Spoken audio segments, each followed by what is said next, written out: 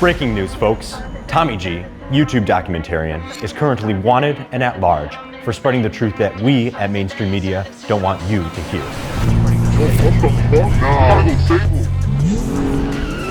Alessi, did you hear this shit about Tommy G? He's like wanted by the mainstream media. No, I haven't. He's like on the run from. Pull this up. And at large. Holy shit! Right inside and stay alive. Yo, check this shit out. Oh, what the f***? They got Tommy? Damn, what happened to Tommy? So why are you chasing Tommy G for? Since when was journalism illegal?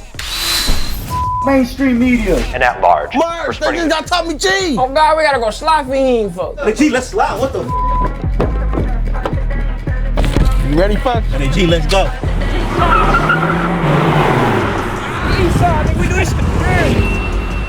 So who is this guy really anyway? Why is the boss? Did you not listen in the fucking meeting? Bro, mainstream media trying to take me out? Come and get me, bitch.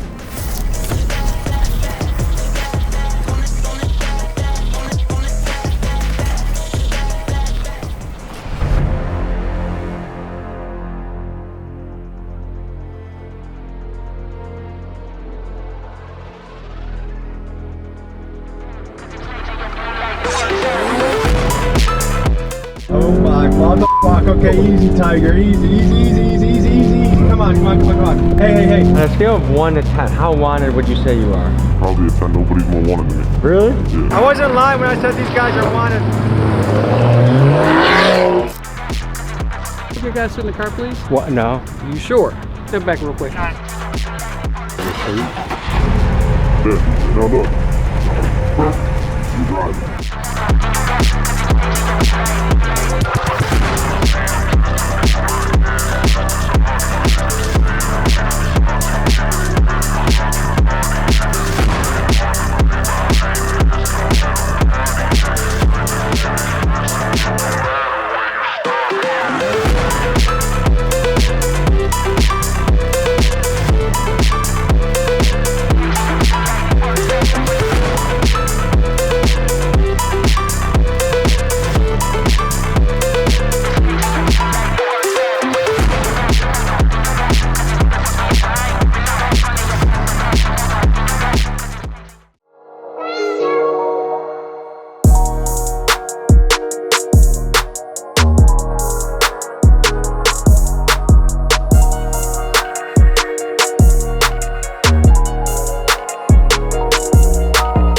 Ladies and gentlemen, hello and welcome to another annual year in review.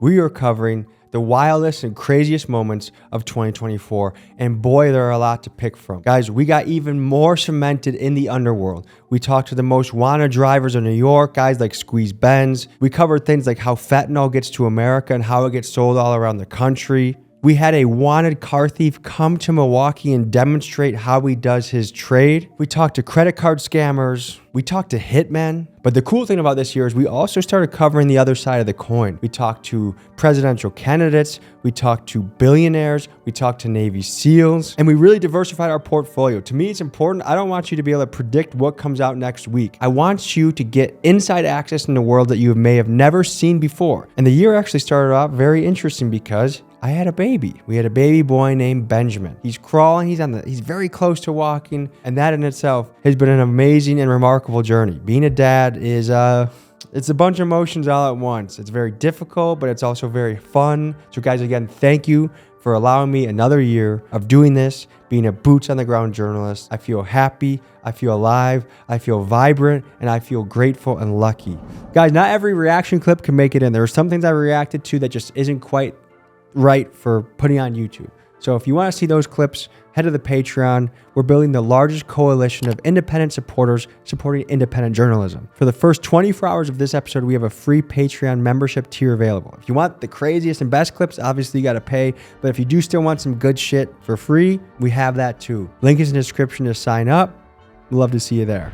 But anyways, folks, we're going to dive right into it with an absolute slapper of an episode. Remember when we got a car thief to come to Milwaukee and show us what he did? A local car dealership is hoping that you can help find more than a dozen cars stolen over 2 days. Surveillance video shows 3 masked men entering the service area and taking 5 vehicles. That was just the beginning. Now once it tells me the pin, I'm good to go. Okay? There. Now look. You drive. was almost like trying to guard LeBron James. This would be a payday for me. I like this. This is money right here. Probably 2 people in the United States are better than me. Hellcats are not hard for me to take. I even carry a red key everywhere I go. In one night, how many dealerships can you hit? My personal record was like 15 cars in one day.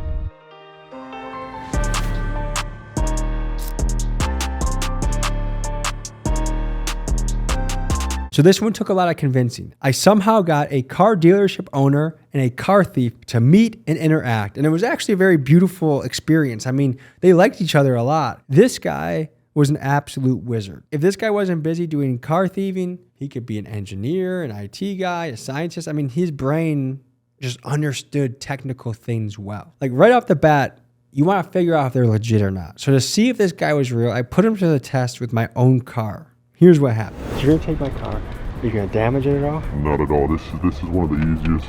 GM is so easy to take. It's non-intrusive. They won't even know that I tried to take it. So you go to GM, manual, USA,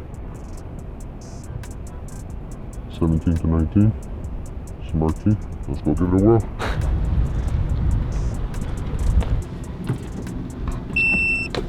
The light means you're ready to work. Basically what you're waiting for is the pin to be red, and once that pin's red, we can start it.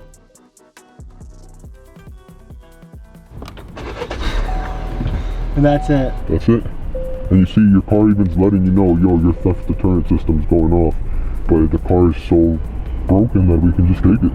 So now we're in business. Now we can take this and ride around the city and go get some more cars. Let's go. Then I took him to their dealership where a dealership owner met him, and he basically showed how he just takes things off a lot, how he scopes it out, what he looks for, and we caught this exchange on camera. See, there we go. Boom. And that's it. And then I unplug, and I could do another one until basically the situation is too hot.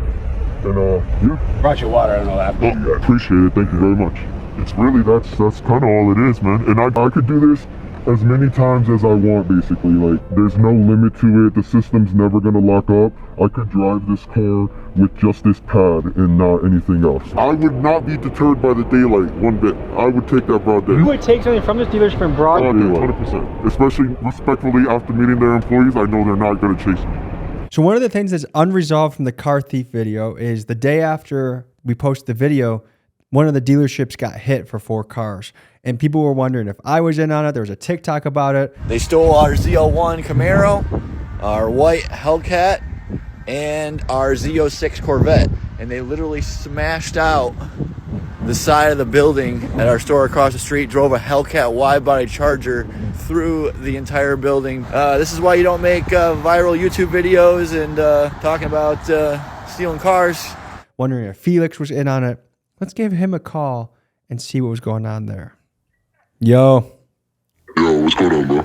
Not much. Okay, so I am filming a end of the year reaction video to all the stuff we filmed, and one of them is to the car thief video and what happened. So the dealership got hit the day after we posted, and people are accusing you or me of having a hand in it. What can you say for yourself about that? That I definitely wasn't nowhere near there, and I tried to help them get their cars back too. I don't know them, but it's not hard to figure out who actually did it. But that's the last thing I wanted to happen to his business. You actually spent like 2 days trying to track those cars down. Yeah. You're one of the favorite characters we got to meet this year on the channel, so we appreciate you and what you brought to the table. For sure, bro. No problem. All right, brother. Well, we'll talk very soon, okay? All right, sounds good. All right, peace. So that was covering the most wanted car thief in America, who is still at large. Ladies and gentlemen, next we have an absolute barn burner of an episode.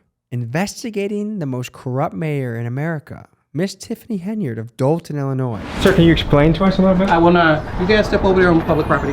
The goons have come out. Tommy G, they call me. Milwaukee representative. Hello, folks, I'm Tommy G. Today we're looking into the most corrupt mayor in America, allegedly.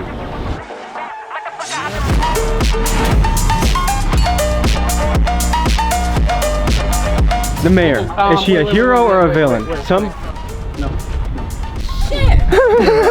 We're in a town with potentially one of the most corrupt mayors in America. We're still looking, but this is just for videotaping. Look how many police they brought out here. Are you gonna get in your vehicle? I'll get in mine, you get in yours? She's been living high on the hog at great expense to the taxpayer. Here are some of the things she's done to her people. Stripping business licenses away from people that don't contribute to her charity, pay-for-play kickbacks and bribes, taking lavish first-class trips on the taxpayer dime, making the city pay for her own personal ice skating rink, using the taxpayer money as a marketing budget for self-promotion for things like 122 billboards with her face on it, and using tens of thousands of taxpayer money dollars per month to hire a PR firm that's designed to clean up her image. She's racked up credit card debt like she's trying to set a record, and she tells the residents things like better have my money and compares herself to Martin Luther King. But luckily we had whistleblowers that were ready to speak out and address the things that she has been doing wrong. She's using the police as her scapegoat to intimidate, retaliate. People speak against her. They're giving people tickets. It's just a lot of stuff. The police are in her pocket? Yes. Are they on her payroll or what? Police are payroll. Do you think she's a hero or a villain? A villain. She is spending all the village of Dolton tax dollars and Thornton Township, which is part of the village of Dolton. This is Valeria Stubbs, a vocal critic of the mayor who believes her home was shot up at the request of the mayor, stemming from a bitter feud they had last summer. Asked if she believed that Henyard was behind the shooting, Stubbs did not hesitate. Absolutely, she told the New York Post. She created Greenwood Falls ice skating rink that is never open, that does not generate any revenue whatsoever. It's your mayor, Tiffany A. Henyard, the people's mayor. We're finally in the second phase of Greenwood Falls. And remember, we do this for you residents because we care. You come first. She went to a board meeting and dressed as Nino Brown, said that the residents, blank, better have her money. Every single resident. Pay me what you owe me. If you're going to get the stipend, then you use it for your meals, you use it for your transportation, things like that. You don't go then and put everything on, say, the township credit card. Take, for example, a round-trip flight from Chicago to DC. Despite an economy ticket running about $200, Tiffany and Keith booked flights on the Thornton taxpayer dollar for $1,265 each. That's first class, folks. Another set of transactions is the Bliss Beauty, a local hair salon. $565 on January 16th, $1,225 on February 3rd, and $1,735 on February 19th of 2023. Now, my question for Keith and his purchase of $5,400 on beauty supplies is, are these wigs for you? And if that case, slay queen, or are you secretly buying wigs for Mayor Tiffany and running up the taxpayer dollar for her? Just resign. Just leave. Let me do my job. If you're gonna be a public servant, you better act like it or get the hell out. I'll see you in jail. I would like for you to repent for the sins that you have done or go to jail. We've gone through all this where there's no transparency, seeing where money's been misspent, unfortunately. It's beyond something I think that could be repaired and fixed at this time. It's time to go. But this next moment was one of the wildest moments of the year. Here's what happened in a standoff with Dolton PD. You guys doing? Oh, good. We're just doing a story. We've heard controversy about the mayor, and we're here to see if she's a hero or a villain. What is your take, sir? No, I don't have a take. I'm saying, what are you here for? You're just taking. We're running a video right now. But you got to get permission to do that. In a public area, sir? Yeah. I don't believe so. This is a public area, huh? Okay. Which means you get to film in public. There she is, right there. Wait, this is a public area. Come on out, gentlemen. You guys step over there on public property. This is not public property. Where is the public property? Have a good day. Can you not answer my question, sir? Do you have ID? In Illinois, you have to have ID. Do you have ID? May I see it, please? What is the thing you suspect us of doing? In a minute, I'm asking you. This is a public taxpayer area that we're now being Step over here, sir. hassled. Step over here. The goons have come out. Okay. Here we. Oh. This is quite a response for people doing the story. Keep walking, sir. How many police vehicles are coming for this? What exactly are you guys trying to accomplish out here? The mayor. Is she a hero or a villain? No. This is part of the convoy too, guys. The taxpayer sponsored Tahoe's right there. In Milwaukee, you can literally steal a car and rob a bank and not this many cops show up. So once I come up clean, then what? Who else got ID? Coming back. Hey, state of Illinois, you're supposed to have ID. Go get your ID. Unlock the car so you can get his ID. It's not a request. Oh, it's not a request. Not at all. You know you're liable, right? In Illinois. For what? Get it right. I know who you are. Got your information. Get it right. That sounds like a threat. Are you gonna get in your vehicle? I'll get in mine. You get in yours. Hey, go to your car. Have a good day. What the f is going on, these motherfuckers? Mayor Tiffany, when you go to jail, there will be many people applauding it. I think there's like 20 police officers or something like that in Dolton. Holy shit! I will have you guys know that absolute potato of a man Officer Lacey has not accepted my request. Officer Lacey, you want to handle this like a real man? I will pay you a week's salary. Any gym in Illinois or Wisconsin, I'll meet you there. Handle it like men. If I lose, I give it to you. If I win, I donate to charity. And I'm pretty sure you're going to keep your little butt in the office. You're a big tough guy. Knuck if you buck, bitch. Come meet me. I know you're in bankruptcy right now. Like, if money's tough, take me up, dude. $4,000. So Officer Lacey, if you have any cojones or honor or courage in you, step up to the plate. I'm freaking ready for you, man. I'm going to show you what a real American looks like, brother. Guys, and interestingly enough, Tiffany Henyard sent me a message on September 11th at 1:06 p.m. She said, hello, give me a call. That night, she said, what's your phone number? I sent it to her, and I said, hey, Tiff, give me a call. Then I said on October 10th, I understand if you have cold feet, no worries. And that, folks, was investigating Dolton Mayor Tiffany Henyard. And now, holy shit, we have the most wanted drivers in New York. Okay, easy, Tiger. Easy. Come on. Hey. How many police chases do you think you've been in? 30, I think. On a scale of 1 to 10, how wanted would you say you are? Probably a 10. Nobody's more wanted than me. I wasn't lying when I said these guys are wanted.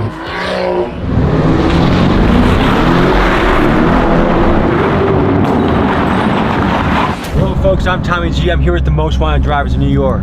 Hey, I'm Street Bud.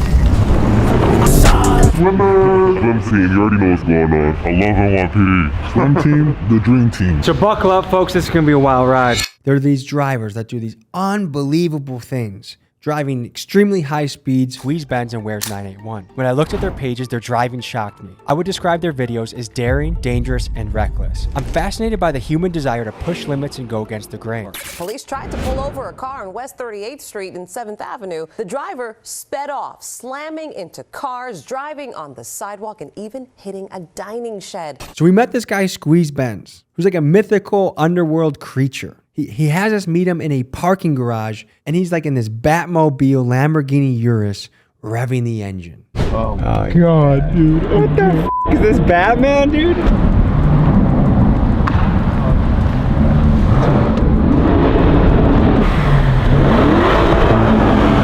On a scale of 1 to 10, how wanted would you say you are? Probably a 10. Nobody's more wanted than me. Really? Yeah. That's insane. It started like about a year ago. I got my first Benz, and I always did like little driving videos, and I never really took it to nothing. When I was going into this video, I said the one rule is I will not get into a car with these guys. Well, here's a clip of me in the car with these guys. Okay.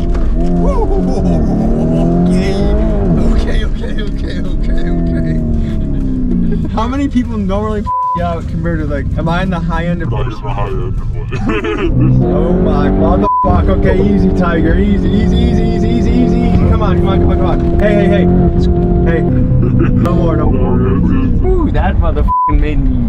Imagine me doing that at 100? Yeah, that's really nothing. How many police chases do you think you've been in? More than my hand. I want to experience things and be boots on the ground as much as possible. If you're telling me you're cooking up crack, I want to see the crack. I want to see the pot. I want to see everything. So I felt like I kind of had to get in the car with him. But like one swerve, one miss, one mistake, you're toast. These are some of the wild things that Squeeze Benz had to say. The boys are right here.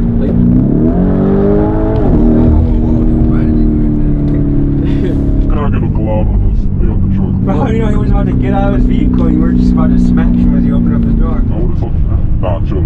Why do you think this is something that young men gravitate towards? Adrenaline. There's been some controversy because as of right now, Squeeze Benz is locked up, I believe, in New Jersey. And what happened is after this video came out and went so wild, these streamers started linking up with him. Among them, this turd Neon. I don't know if they leaked evidence to police or they just weren't careful about their location. But one thing that I think makes this channel different is we care about our contacts. What we have to do is protect them. If they need their voice altered, if they need their location obscured, if they need to wear gloves because they have a tattoo right here, we will make sure that is taken care of. The reason we have access like we do into the underworld and to the criminal side of life is because we have built a rock solid reputation of taking care of these guys. And some people might say why. It's because for us to even be able to get in there, we have to. You know, I've spoken a little bit with the guys on Squeeze's team.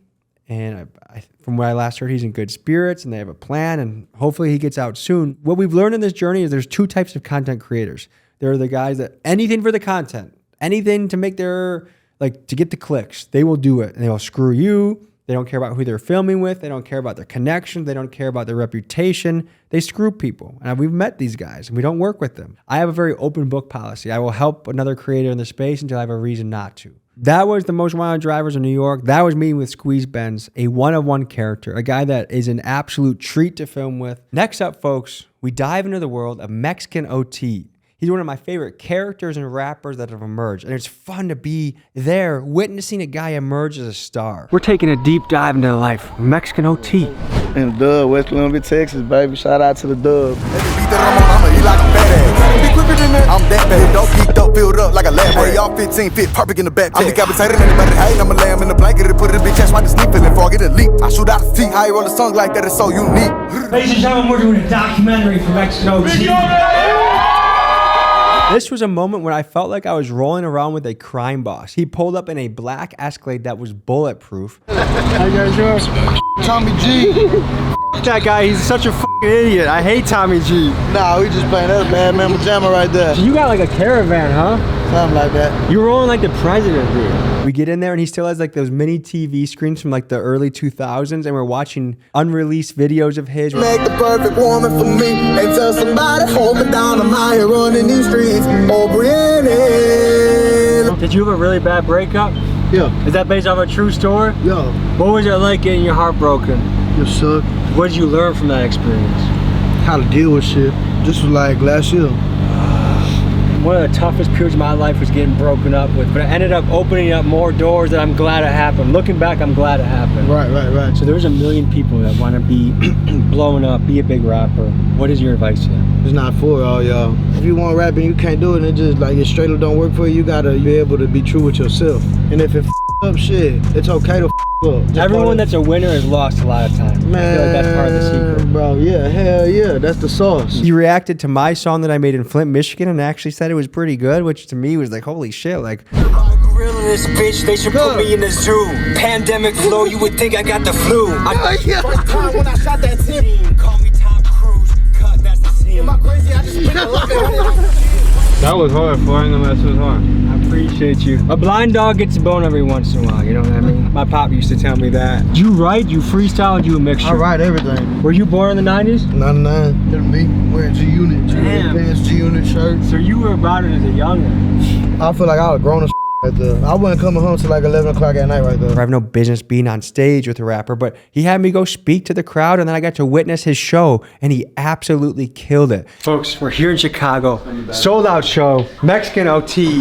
Come on, ready to rumble, boy. It's time! En mi barrio, más vatos locos, and we tipping fofos.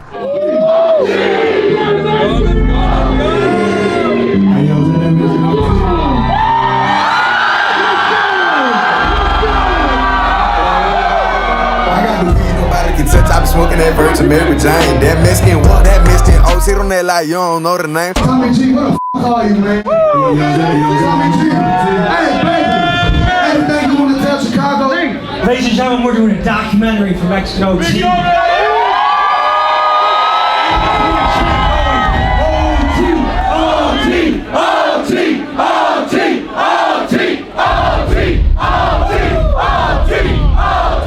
So in an era where so many rappers are afraid to be vulnerable, afraid to speak their true emotions, to hear a guy who has a sold out crowd admit that he is scared each and every time before he hits the stage. It's like that feeling right before you're getting into a fight, you know, like it's almost draining if you let it be draining, you know, but like my dad was saying, you ball that shit up and then take it to the stage. Yeah. The people I admire are the people that have the courage to go out and face it and the courage to actually speak about it and be real with you. And that's Mexican OT in a nutshell. He is one real motherfucker. So that was Mexican OT. That was a lot of fun. And Mexican OT, if you watch this, love you, man. Keep doing it. So next, we go to visit a sketchy trailer park in Arizona. In this channel, we go to a lot of sketchy places. Today, we take you to the east side of Phoenix in a trailer park, and you meet these foos. That's right. That's right, boy.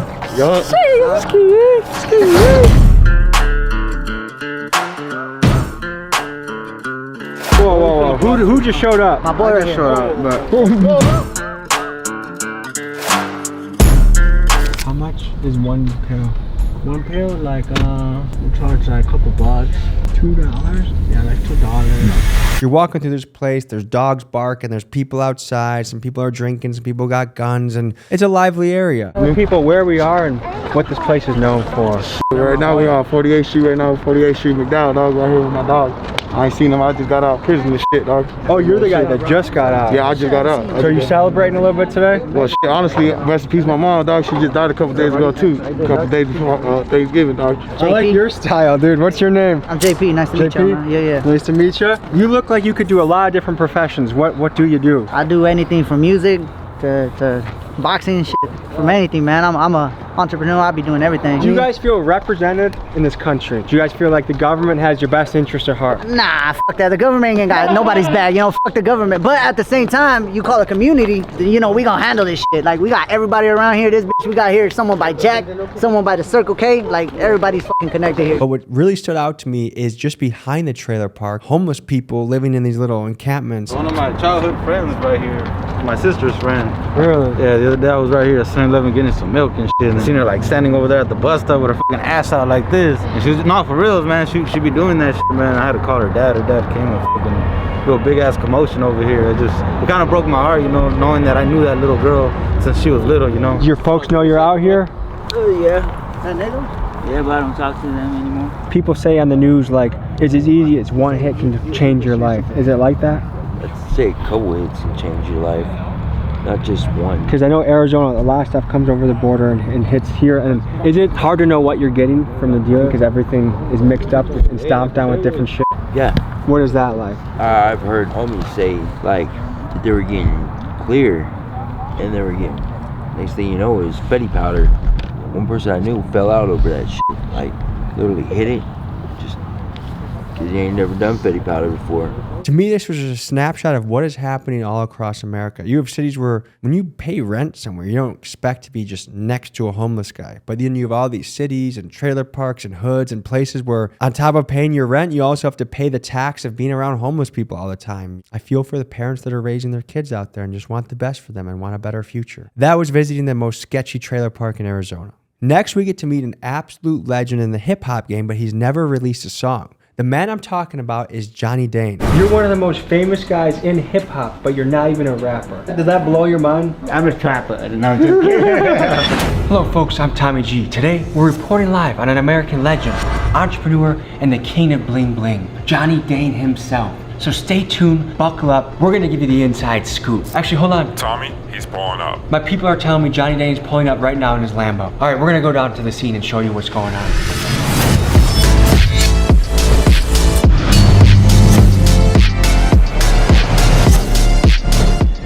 Gotta bring that WAP. This costing me 88. 88,000? Yeah, it's 88,000.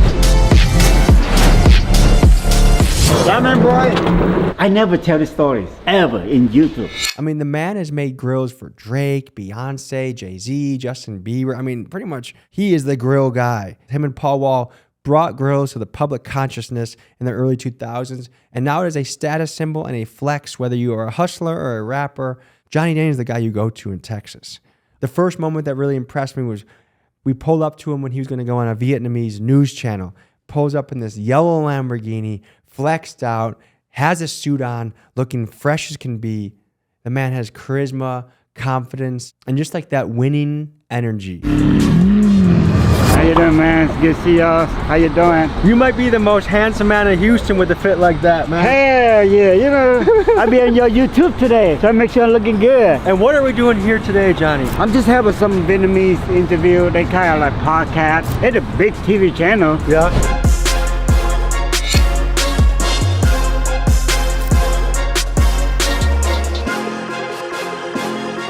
Is there any Vietnamese phrases or words you can teach our audience?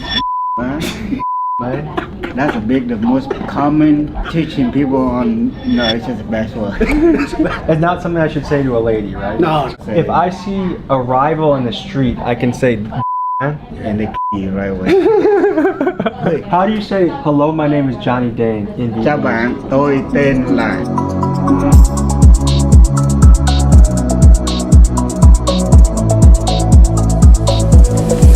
And then it was time to zip off to his shop. Diamond Boy. So we're here at the headquarters. Right. One of the world biggest jewelry shop, man. You never seen 18,000 square feet jewelry shop.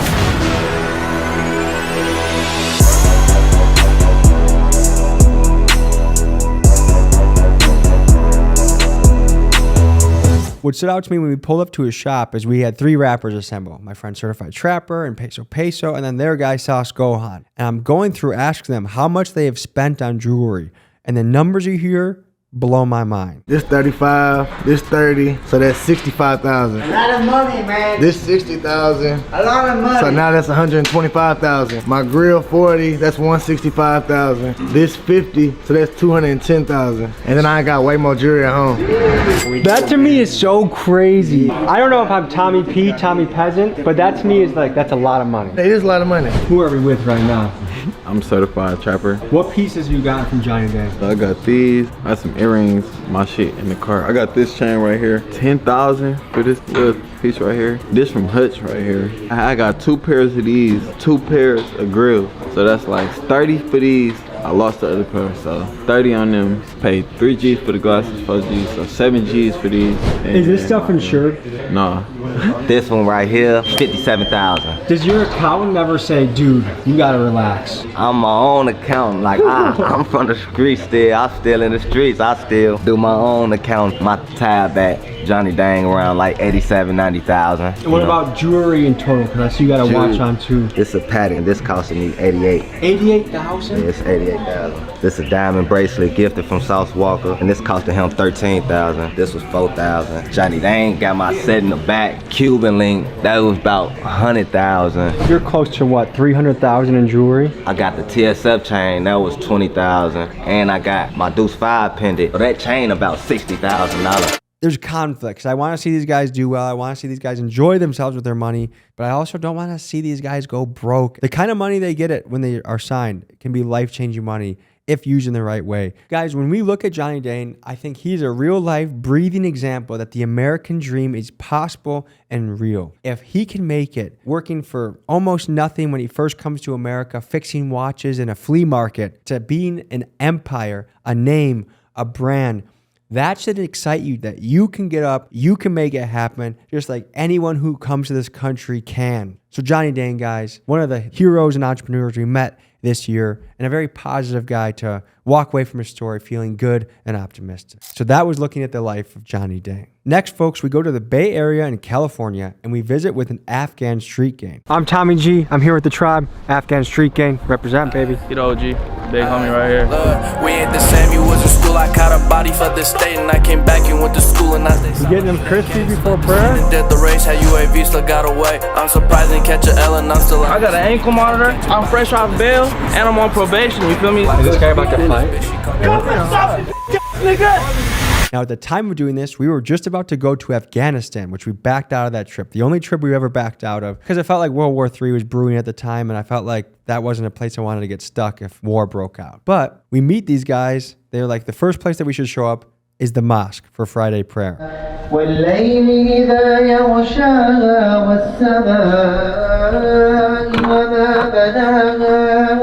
Difference between the wudu and ghusl and istinja. When you pee or you poo, you gotta do istinja, you gotta clean your butt and your pee-pee, bro, to be clean. Wudu is if you already have ghusl, which is if you fornicate, if you have sex or any of this type of stuff, you need to clean your whole body, you shower. Sit down.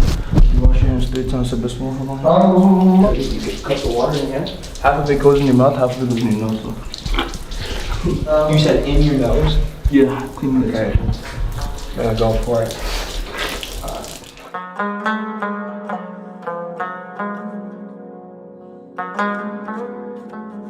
We're all just trying to get better, get closer on our deen, you know, one day make it to Jannah, inshallah. So there's a funeral being done, so it's not really proper to film at this point. We were hungry. We wanted to go get some food, but outside of this kebab place, we had a freaking weird altercation. Here's what happened. Who's this white boy? He's cool. He's cool.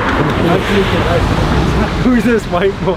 That's my hood, bro. This is my hood. Fremont is my hood, nigga. What can you tell us about this area? And this area is my hood. That's my hood. I'm a gangster here. I'm a gangster from here. Believe me. I believe you. Come up, nigga. Afghan mob, nigga. Real Afghan OG right here, nigga. Nigga, real Afghan OG, nigga. Is he mentioning you? Fuck TikTok, fuck YouTube. We do fucking real life right here, nigga. Put it on, nigga, real life, nigga. Let's go real life, nigga. That's fine, bro. Let's move the clip over. Let's go get some food, bro. He seems like he needs a hug. Is this guy about to fight? I'ma put the knife in your mama's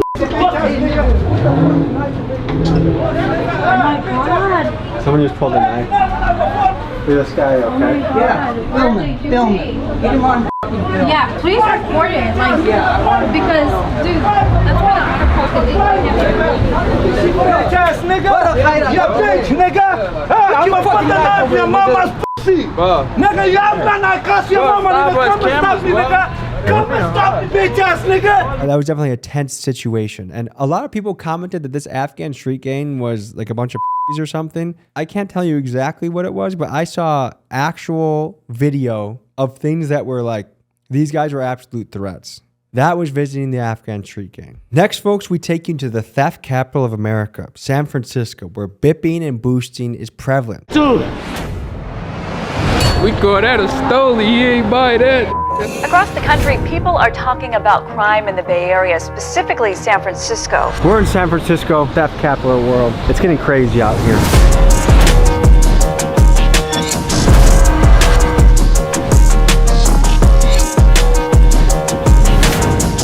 What's the biggest haul you've ever had? They call me the high-speed specialist. I'm getting away from choppers. I swear to God, you really look like a cop right now. I'm not here lying, I swear to God. Bipping is when you break the window of a car and you steal all the bags that are inside. And boosting is when you just run into a store and just take whatever you want. We got connected to people that do this, and we were taken to a parking garage where a booster was willing to tell us how she does it. I have to say, this is not what I expected to walk into. You look like you could be just going on lunch break from your office job and on a walk with your dog. Yeah. Tell me a little bit about yourself and how you got into the world of boosting. Life's just been rough for us. I've had 2 jobs and they just didn't go very well. And when you say us, you're talking about you and the dog? Yeah, or yeah. Okay. She's my little mascot. She comes everywhere with me. She comes to work with me. She boosts with you? Yeah, Is she almost part of the cover a little bit? She's my sidekick. Yeah, no, she's like the very important thing. She has to run and play before I can take her in. Otherwise, she'll start whining and getting a little antsy. So usually by the time I go in there, she's passed out. And I just do is, I take my time. She'll be sleeping and I take her in the fitting room. And then that's where I do my thing. When I go in the fitting rooms, I take everything out. And I fold it as flat as I can and I'll lay her bed on top of it. This one was weird because we even ran through the parking garage to where our car was parked to get ski masks for her. She said no. We said, you want to blur your face? She said no. Then within 24 hours of the video getting released, she emails me saying I'm ruining her life and that she can't steal anymore. And part of me is like, dude, you didn't learn your lesson. One, we offered you protection. And now going forward with videos, we've learned just to, like, if someone says they don't want to do it, but we know that they should, we just make them wear something and we distort their voice and we protect them because our job is to protect people. Even if a person is doing shitty things like stealing, I am more curious about getting inside their head and asking them why they do it than I'm not the police. I'm not a federal agency. I'm not here to get people arrested. If they're going to get arrested, it's going to be off their own steam, not from me. It was amazing to walk on the street and see a totally open air black market just in plain sight. This is where it all be before the cops just came and migrated everyone up out of here. You see how they all look. A lot of the fellas that speak Spanish are the guys that run the shit around here. Yeah. Bro, they're they barely don't even speak English. Everybody who come out here who didn't stole something, got something, they come like right here. This monkey, we just setting up. Twitter stage, whatever you need.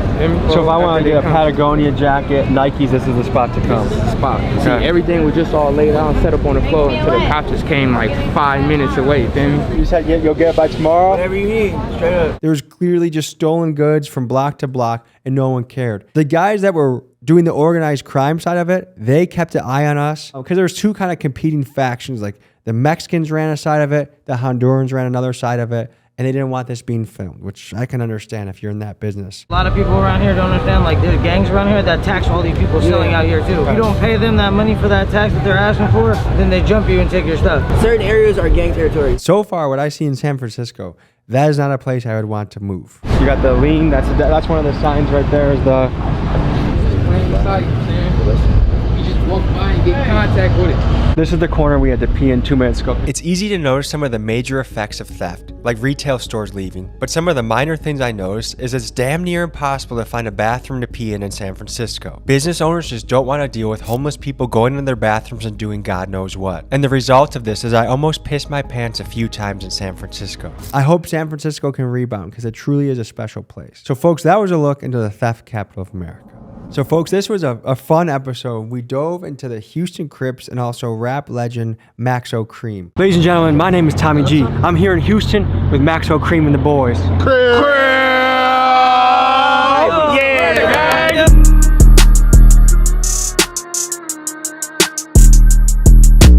Who is that? Who that is? Who is that?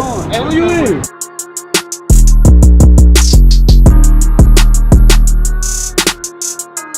So what is this area known for? Money. It's a whole lot of Crips up here too. We stumped down out here. Niggas know that. Niggas know that. He took forever to show up, so we were hanging out at this sketchy convenience store with a bunch of Crips. How you doing? You tell the people where we are right now.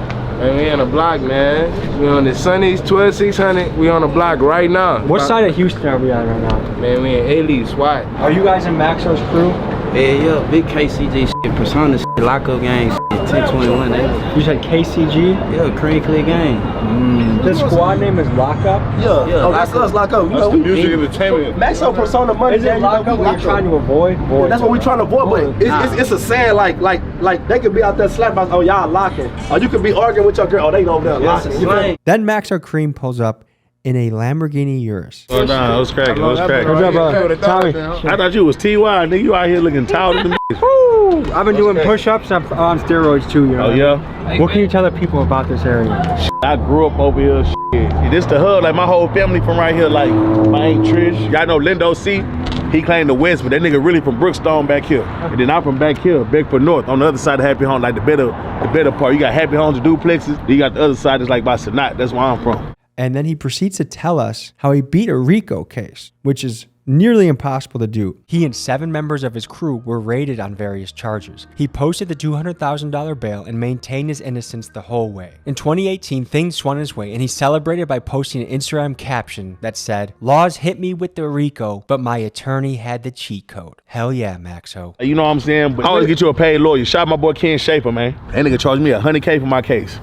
I ran off, I couldn't even pay. I gave him $40K, ran off, signed my deal and paid him the risk. Like that to me is an example of gamble on yourself. You take the proceeds of this huge deal, you throw into your case, you beat the case. That is like hood legend status cemented. What do you think over here? Somebody had to get the fuck up out this hole and they did.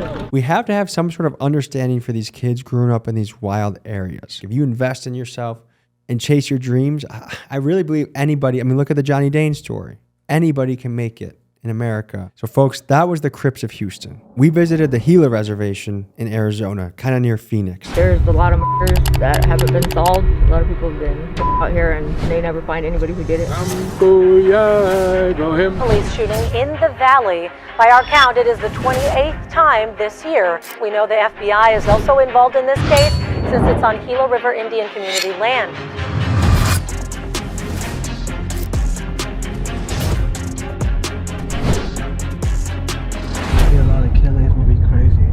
Grandma made us some good food. This is red chili. And pulled pork. No, this is beef. This is over 100 years old. Yes. How long do you think this took to make? Oh, probably a long time. Days? Yes. These are also over 100 years old. They're old too. There's something special about handmade. Okay, here's your sandwiches. The Navajo taco, all the tribes make that, and it's just beans, hamburger, cheese, lettuce, tomatoes, and that's a. Really good. Thank you. And then she took us on a journey. So Grandma's taking us in the mountains right now. She wants to show us some things. Stolen cars from town come out here and dump stuff over here. What? There's been a lot of bodies found, not here, but over at another section of the res. What the f, Grandma?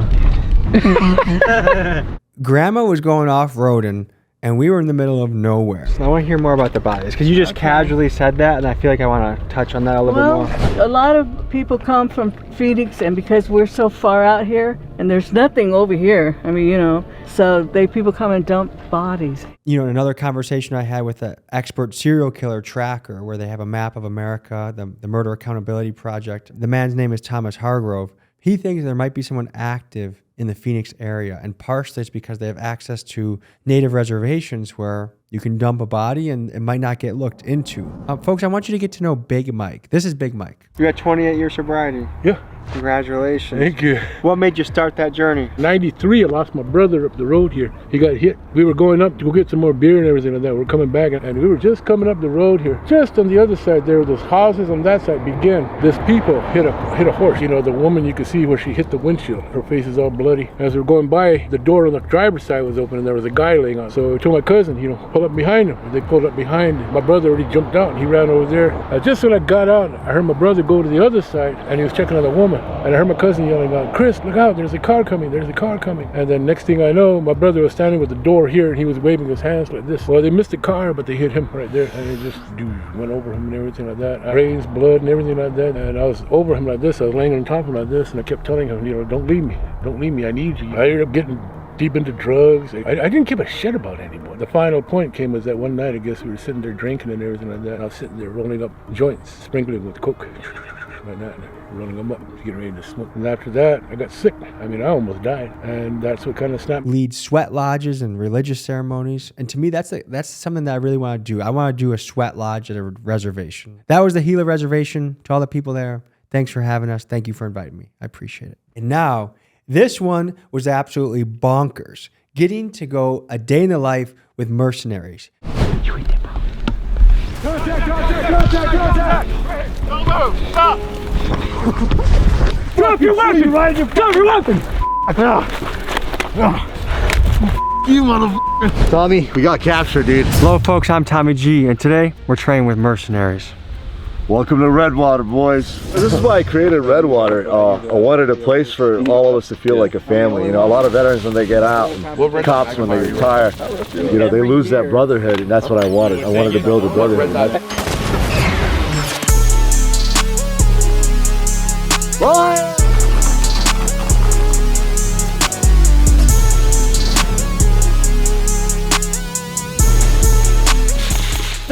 Hey! You like that? Give us the answers that we want! Call your commander! Motherfucker, give us answers now!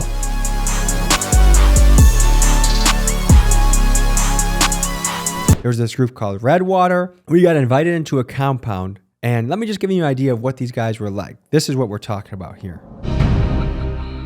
What's up, bro? What's going on, brother? Good to meet you, man. How you doing, bro? What's up, bro? How you doing, man? Nice to meet you, Nice to meet you. What are we getting ourselves into today? Oh, you guys have no idea, dude. You guys gonna go through some extreme shit. I hope you guys are ready. You look a bit Middle Eastern. I am Middle Eastern. Oh, okay, so today we're against him, yeah? I'm on your team. What does it mean to be a mercenary? Mercenary can be to protect people, can be to save people, save kids. So first we got captured, then here's what we experienced in the interrogation room. Get in the f***ing shack! You and you two, tell me the f***ing truth! Sit down, Listen up, it's all good, Hey! You gotta stop giving us the answers. Yo, we're gonna start torturing you guys. Don't say shit. In about 5 minutes, I'm gonna start pulling fingers off and drowning you. You start telling us who you work for, we're gonna start torturing you guys. Now! We work for ourselves, bro. I'm not with you. Call your commander. Motherfucker, give us answers now. In about 5 seconds, your lungs are gonna start collapsing. They're gonna fill with water, and you're gonna start losing your brain. Better talk to us. Hey. Put it on, Maverick. Give us the answers, motherfucker. You like that? Give us the answers that we want. Give us the answers that we want, motherfucker. Tell us what we want. We're journalists. Tommy, I'm sorry, but I'm a spy. Take him out, Maverick. Put 2 in his head. Hey, no, I can't. Don't say anything! Now this one was interesting to read the comments because a lot of guys were calling these guys out for not being legit. One of their guys was a Navy SEAL. I saw pictures on his phone for places that he operated. Maybe not everyone on the team was a top contender, but I know they had some legit people. The Redwater team, thank you guys so much. Like that was absolutely a highlight moment of the year, easily. What's next? Oh, so that, folks, was taking you. This was another absolutely wild video. To me, something that's been hitting this country extremely hard is fentanyl. For this one, to get deep, to really understand how fentanyl is moving, we started at the border. La cartel tiene poder en este lado de frontera. Te pueden tirar balazos por la fence donde estábamos parados. So what's the most you ever made in a week doing this? I've made 100,000 in a week? In one day. Fentanyl is a synthetic opioid that is 50 times stronger than heroin and 100 times stronger than morphine. Fentanyl is often included in other street drugs like cocaine. It makes the drugs cheaper, more potent, addictive, and dangerous. Users of these different street drugs usually are not aware that fentanyl is in the substance that they are buying.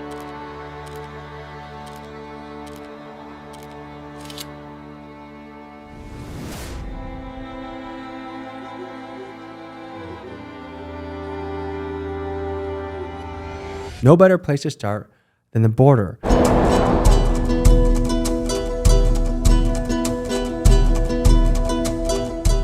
¿Cómo estás? Bien, ¿y tú? Aquí nomás. Mi primera pregunta es ¿qué son las maneras o rutas que fentanyl llega a América? Puedes ver las chaquetas aquí, se brincan, por aquí vienen los azules, mira, está al otro lado, ahí está un lookout, mira. This dealer seemed really paranoid about Mexican cartel members wanting to snipe us or shoot us across the border. I don't know how much of it was nonsense, but he was getting me paranoid too. I'm a little nervous right now. I'm going to ask him about this, but there's snipers or shooters, Border Patrol warning us. Like, guys in the south side, they don't give a shit about your channel. They want to make money. So if you're in their way, we're not crossing. The car that pulled in has a Sinaloa license plate.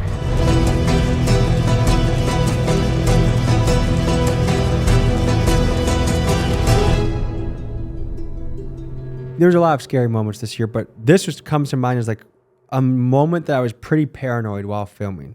And so like I almost felt like ducking, like every time we were like filming on the borderline, like I just felt extra paranoid, extra sketched out. And when the contact we were with, when he was sketched out, that was like, oh my God, what are we doing? ¿Sientes ojos en nos? Todo el mundo te está mirando, todo el mundo está trabajando. Ahorita la frontera, como viste, está caliente ahorita. La cartel tiene poder en este lado de frontera.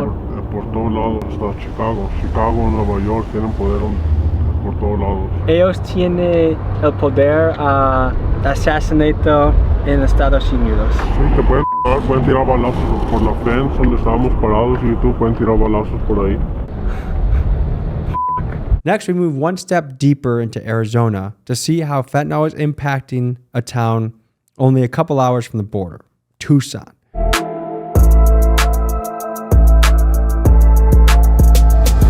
Oh my gosh. This place is sketch heaven, huh? How have you seen blues change the game? Drastic. It was like $25, $30 like 5-6 years ago. Now that shit $1, knocking everybody off. I got family members died from that shit. If I buy $1,000 worth of fentanyl, how much can I flip that for if I'm selling it piece by piece? Really not much you get your 1,000 pills for. Times that by $1, I mean, $1 times 1,000 pills. Come here, G. I see people bang out 2 pills at a time. So it's like you figure they get dope sick every hour or so. They're doing at least 1 to 2 pills every hour to 2 hours. As soon as they go to sleep, they don't nod out, but they don't really go to sleep. They come back up right away. They'll come back up. They're gonna be warned. Like this was another moment where I just felt like any moment someone's gonna come and shoot us, or it just felt uncomfortable.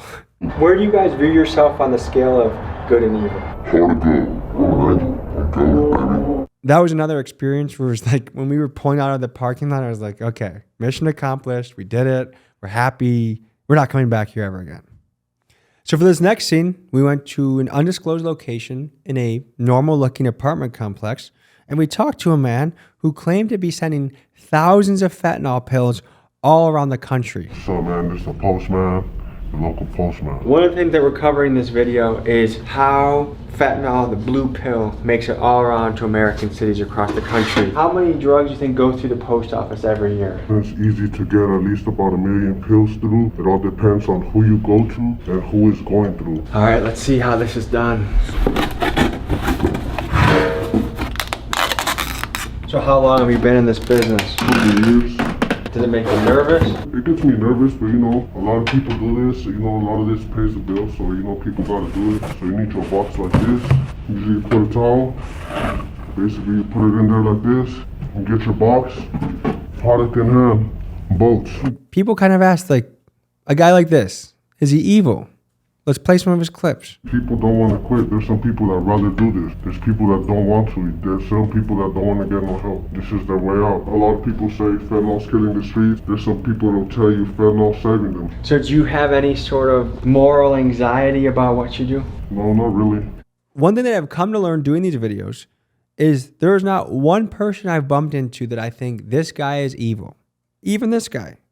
And that documentary was the journey of fentanyl through America. So for this next one, folks, we meet with what some people call the hardest essay ever. My friend and rapper, Peso Peso. I'm finna sleep me a rapper. You're gonna sleep you a rapper? Yes. I thought y'all was in the news how y'all hopped out the truck. Someone told us to bring the glizzies. I don't know who told them that. And if everyone's videotaping me, I'm gonna say someone has to join me from the block, otherwise I'm not doing it. Oh man, hold on. Who is it? Ladies and gentlemen, I'm Tommy G. Today, we're with Peso Peso in G County, baby. Yeah, man, I know what the f going down, man. We in the village, man, G County, man. You know what I'm talking about?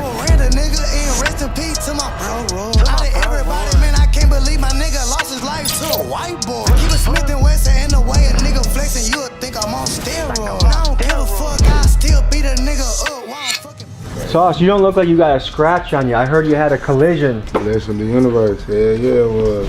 We pulled up to the wrong crew, and it got a little nerve-wracking. They were like, man, who is this mo?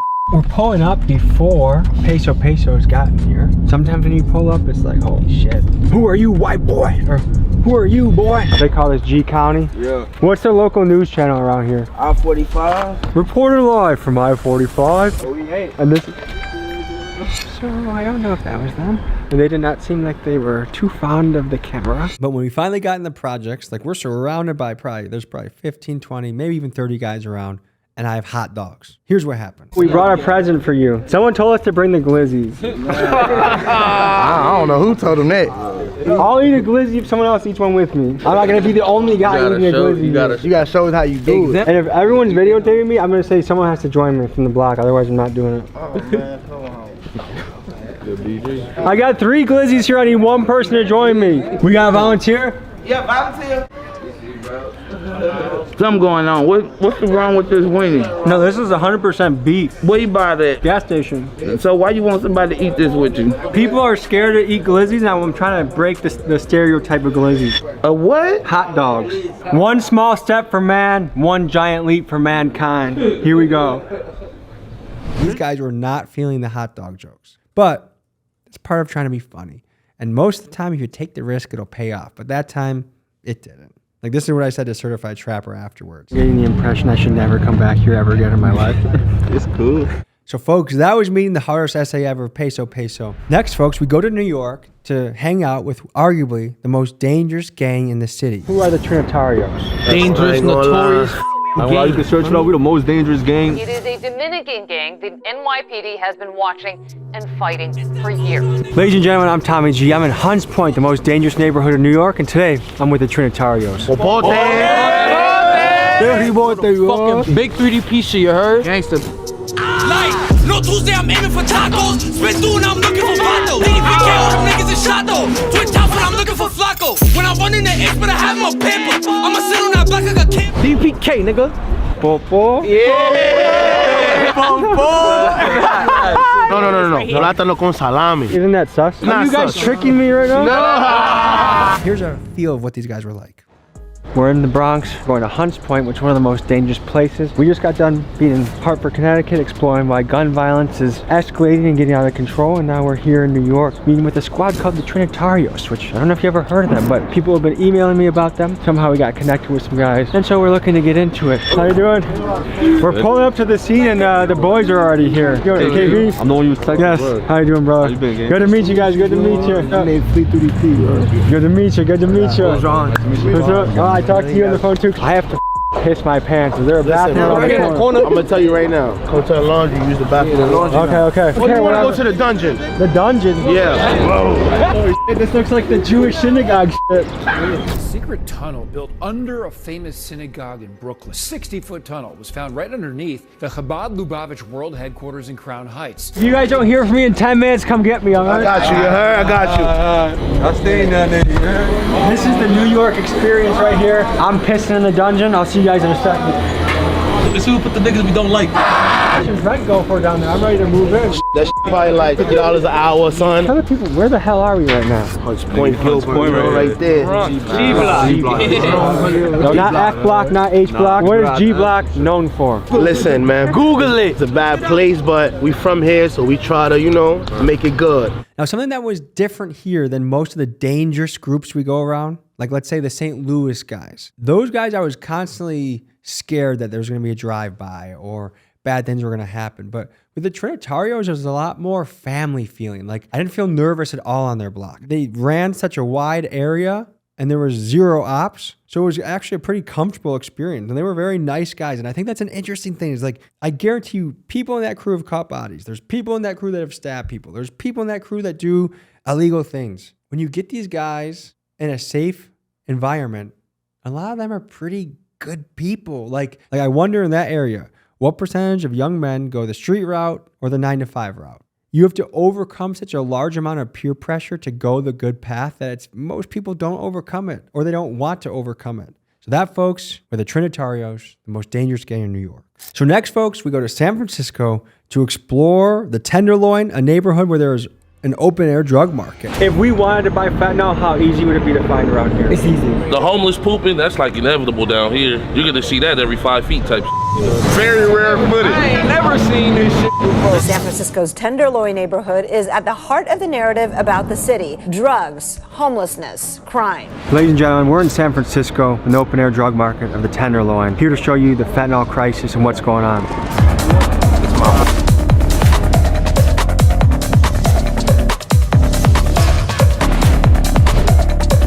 That's one of the things this place is famous for. Yasmin found the first human shit. And right behind us, someone is lighting a pipe or something.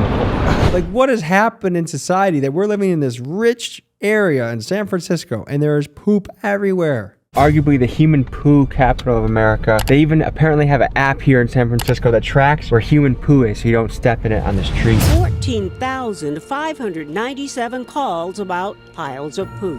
Down by the Civic Center, it's pretty grim. The Poop Patrol will have a staff of 6 and 2 trucks for a cost of about $750,000. And next, folks, something that really stood out to me, how the nonprofits interact with drug addiction.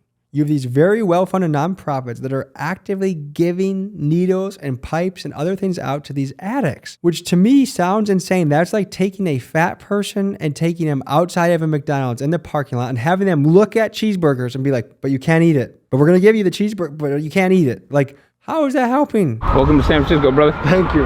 Our area right here in Soma and the Tenderloin really has not changed too much at all. As you can see, we have a lot of children in this area that got to walk through this. This area of San Francisco with these buildings and complexes actually have the highest concentration of children in all of San Francisco. So it's just really frustrating to see that our area is being affected by the drugs and the homelessness the most. A lot of the businesses out here have been shut down. Everything in this radius, honestly, has been shut down. You see a lot of these black bags that these individuals are carrying around. Those black undiscreet bags come from this place called the Harm Reduction, the Needle Exchange down on 6th Street. I'll show you guys. They give out a lot of utensils and paraphernalia to drug addicts that are struggling. Their rationale is, will we help prevent the spread of disease? That's one side of the coin, but what about addiction, overdose, families that are torn apart? And if anything, the disease you would get from using dirty needles is like, this is what happens when you do this. Maybe there should be a warning. This is it right here, the Harm Reduction Center. You see, it was going to be closed November 14th to 17th. Well, you guys just missed it. And people should know that. It shouldn't be an easy route to just do fentanyl. It shouldn't be made easier for somebody. All of them were very guarded. All of them were very, oh, sorry, we have to email this person and we won't respond. Like, if you believe in your mission, why are you hiding? Shouldn't you be accountable? I hope we learn from the policies of San Francisco and course correct. So folks, that was a look inside the open air drug markets of San Francisco. So next, folks, we dive into an interesting combination of things. The Muslims of O Block. Do you guys have any stories of what you've seen in O Block over the years? I noticed you had bear mace on you. Have you already used it? I use it a few times. To be able to be a big brother to these brothers, to be able to show them that it's more to just the streets. Who is? Tommy G. Yo. Hey, I'm Gleese, man. Welcome to this place they call O Block, you see what I'm saying? Shout out to Muslim Maddox and my boy Tommy G, come on. Not from 63rd.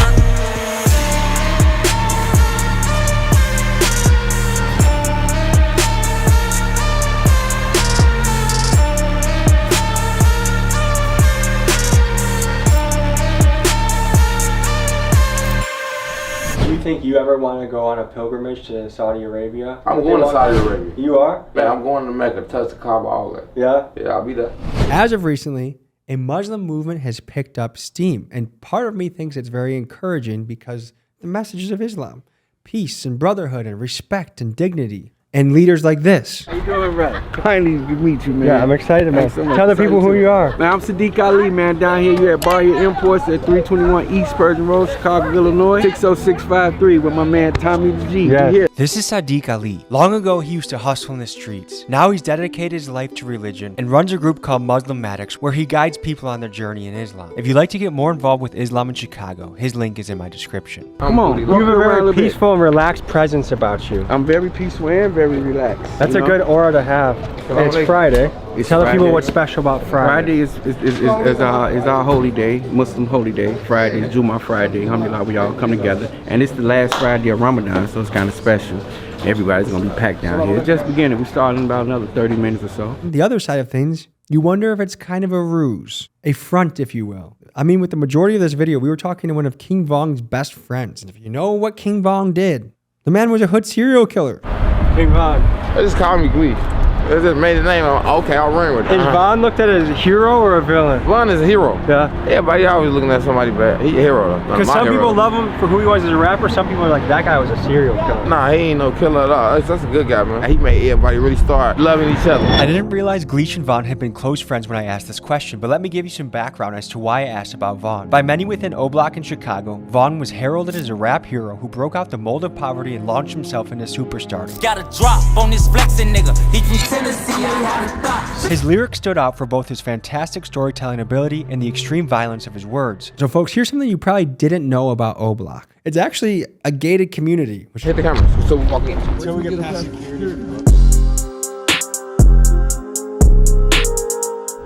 We're in the fortress now. It's not easy to get into O-Block, huh? Sounds crazy to say, but to me it's safer than it might seem because, at least on the inside, it's pretty contained. You have to show your ID, there's security guards. O-Block is kind of spoken about like it's the scariest place you can imagine. And of course, lots of violence has happened there. It really didn't feel that scary. I hope there's a genuine Muslim movement in Chicago. I think getting guys reading scriptures, getting them treating people with respect, just like the Nation of Islam, I would like to see that. This might even be the secret sauce to peace in places like Chicago. That, folks, was an inside look at the Muslims of O-Block. Man, the year we did so many things that some of it passed in a blur, but this one, folks, was nuts. This was an underground fight club in New York. Bobby Shampoo, you slept your bangs back.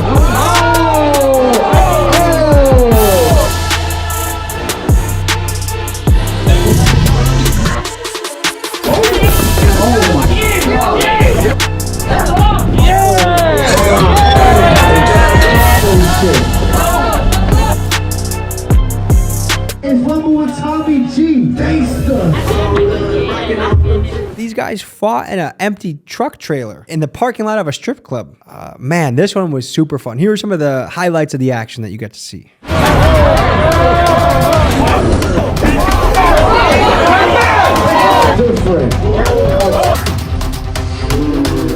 Dude got punched so hard his cup came off his balls and flew in the air. This to me is another dream piece. So when I get the word that something like this is happening, please call me to your city. I would love to cover something like this. I think fight clubs are really good because on the surface level, it sounds violent, it sounds out of control, but really at these fight clubs, and we've been to street beefs, we've been to this, it is all about respect. You have guys that come in, guns down, gloves up. Not only are we in New York City, but we're in the Bronx. Lately, you know, the Bronx has just been on the uprise, killing each other, shooting each other. And it's really the youth that's killing each other, like the 15 to 16-year-olds. When I was 15, 16, my brother was 15, 16, we didn't really shoot each other. We used our knuckles, we got it on. And if you beat me or I beat you, you're so happy to be my boy after that. I'm trying to bring it back to the old school feeling, you know, where you get your respect by fighting a one-on-one. So I also treat this game like a Harlem basketball game, though. So, you know, they make fun of you. So when we fight, we make fun of them, you know, we joke on them. And it's all to bring in that, like, this shit is gangster, it's negative, it's raw, but it also has a positive outcome. So anything that helps fight gun violence in cities, I am a fan of. When you see these guys after they fight, they're hugging, they're handshaking, they're taking photos together, they're saying nice things to each other, And that's what I felt. I did an MMA fight back in the day.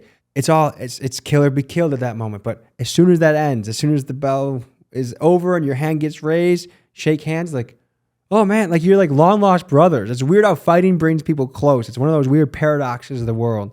Like here's a particularly memorable exchange we had with these guys. My brother still want to fight. He's a fucking warrior. But his nose will not stop bleeding, you heard? And due to the blood, we don't need too much blood coming out. We're going to have to stop this fight. Give it up, make some good for these two fighters, though. Ain't nobody here.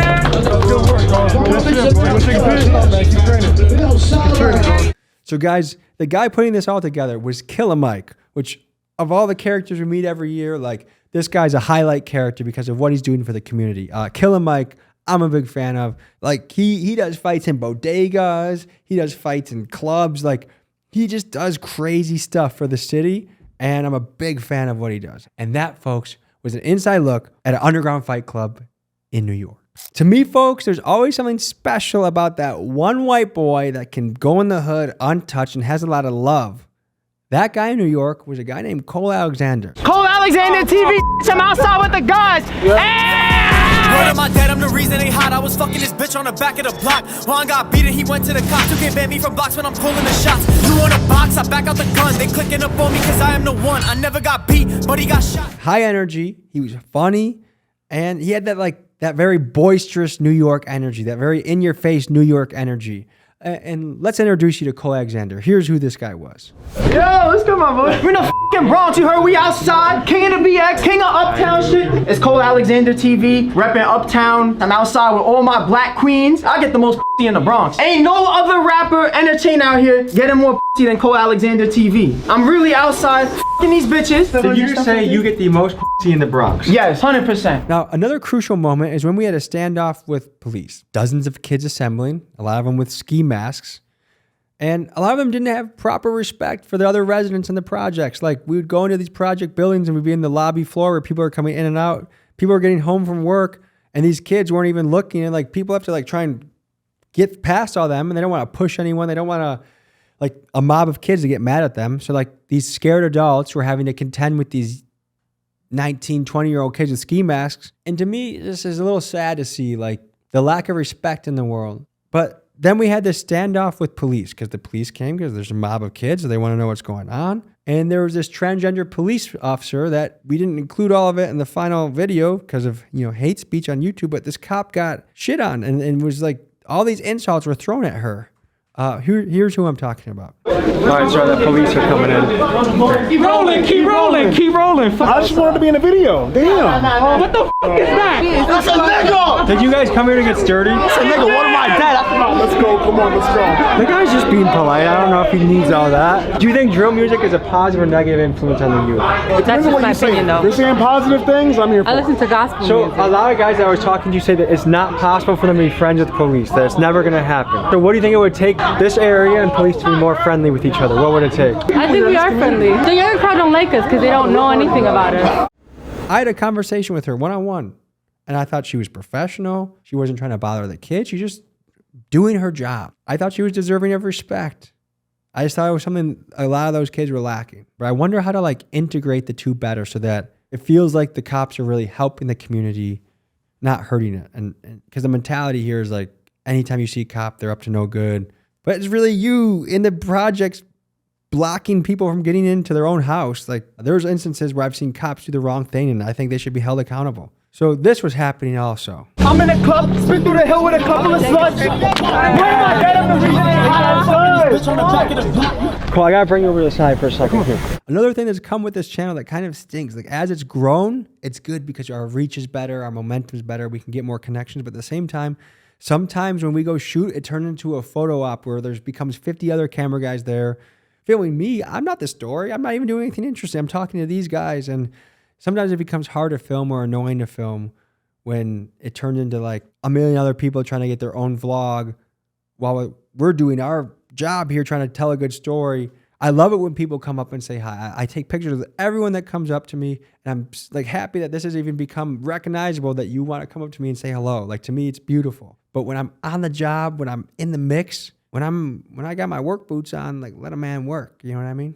And that, folks, is meeting one of the flyest white boys I've ever met in my life, Cole Alexander. Folks, we've been to a lot of wild places around the country.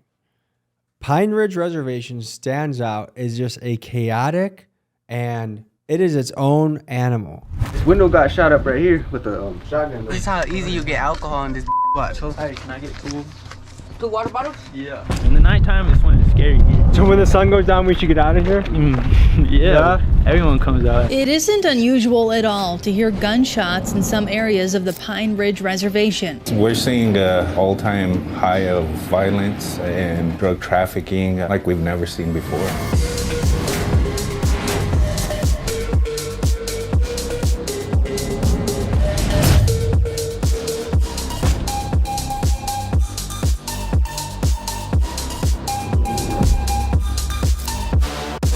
Pine Ridge is in the middle of nowhere. You fly into Rapid City, South Dakota, which is already a small city, and you drive an hour and a half, couple hours away to get to Pine Ridge. And it's a mass expanse of land that like 3 or 4 officers are responsible for covering. And at this place are some of the most pressing problems you can imagine. Alcoholism, meth, poverty, unemployment, all to like 90% and above rates. Like it's a place that doesn't feel real until you go there and you're like, holy shit, like this is real. Here's a taste of what that place was like.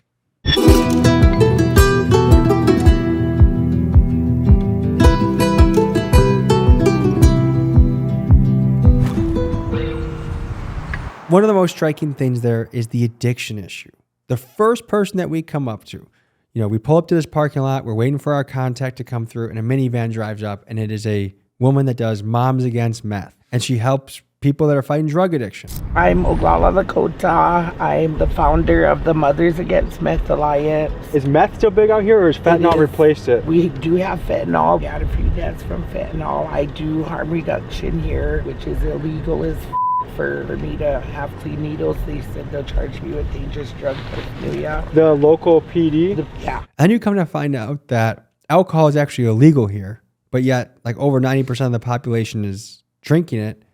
And people are making bootleg alcohol in their trailers, their houses, grandmas. Like you literally, like most places when you go to the dealer, it's some young guy, maybe face tattoos. Here, we saw a grandma selling this stuff to kids.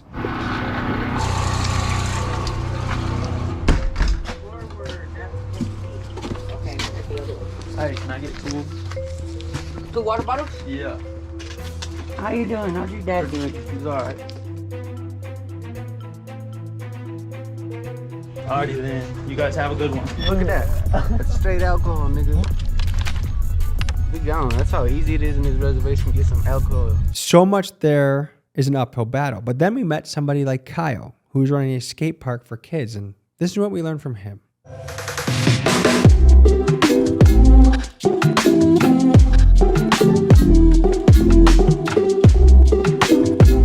Welcome to ground control, bro. This is a cool spot. Me and the skaters built this place. What's the mission of this spot? Eliminate the off season for the skaters. When it snows here, we got a dope outdoor skate park. When it snows, we come here and we just skate here year round anyway. So, Is there a sober living component as well? Yeah.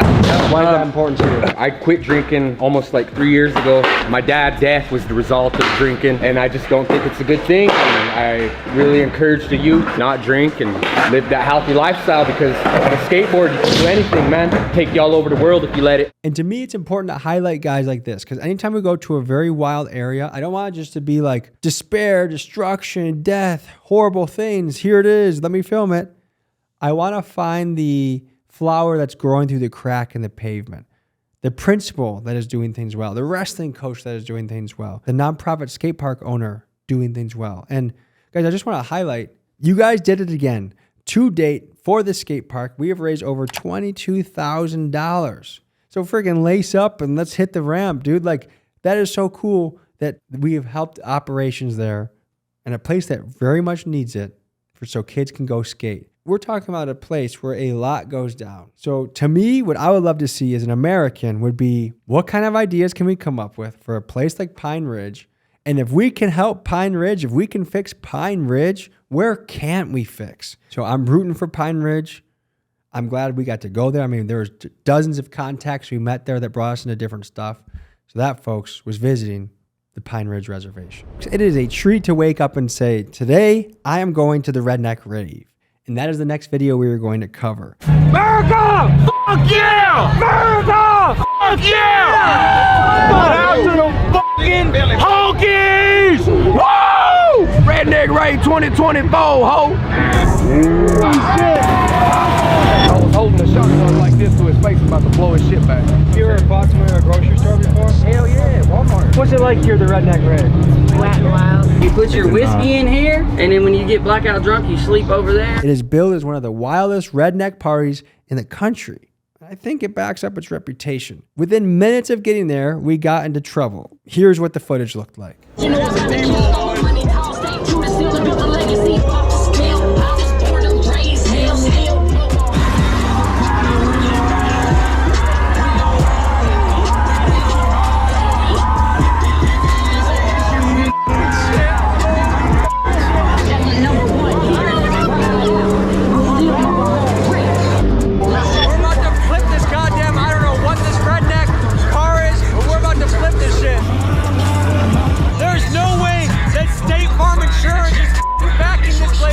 Now, what the camera may have not captured is we were so close to capsizing and sinking on this thing and getting thrown like 10 feet off the ground into some shallow mud. Like, the fact that there wasn't more ambulances that needed to be called for that day was a miracle. The next thing that's really memorable about that experience is how much mud. We were caked in mud from sunup to sundown when we were there. Here's some of the muddiest moments of that day. Redneck Rave 2024, ho!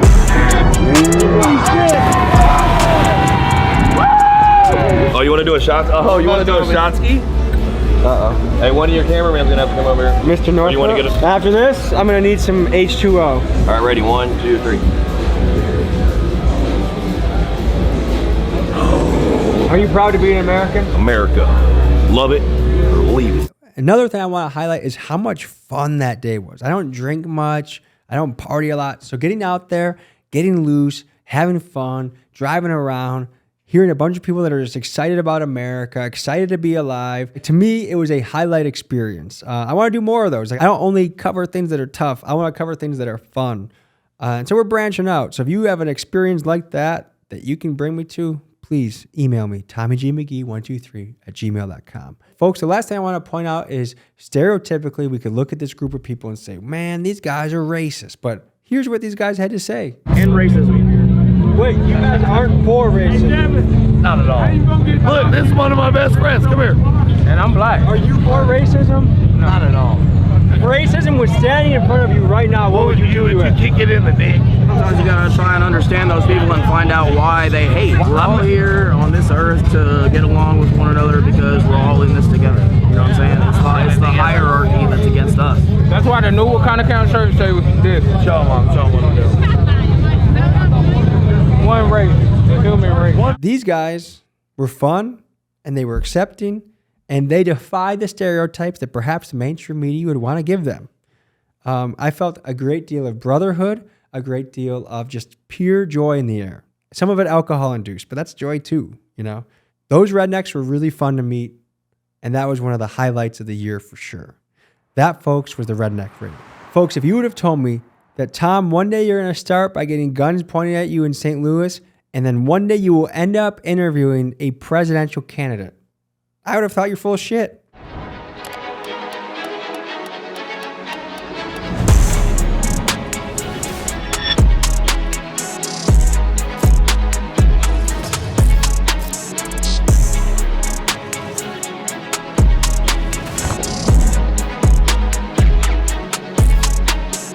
A guy who is extremely controversial, but also has a very, for me, for good reason.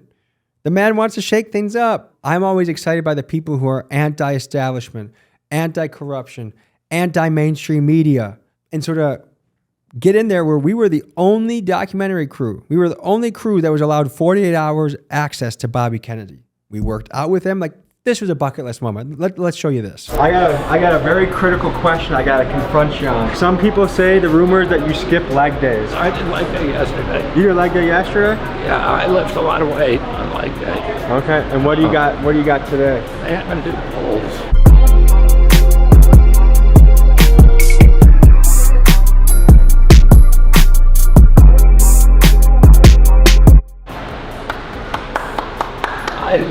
So what you guys need to know about this man, he is 70 years old. He shows up to the gym wearing jeans, and it's fun. Like when he shows up places, and like we met a security crew a bunch, like he basically had to hire his own Secret Service because Biden White House did not grant him Secret Service, which was insane. It was a way to try and drain him and get him out of the race. But having him pull up in his entourage, his agents, and he shows up in jeans to the gym, walks up, no warm up, boom, busts out like 20, 25 pull-ups. The guy is a machine, and working out with RFK was simply put a bucket list thing to do. We went ziplining with a guy. Here are some little clips from that.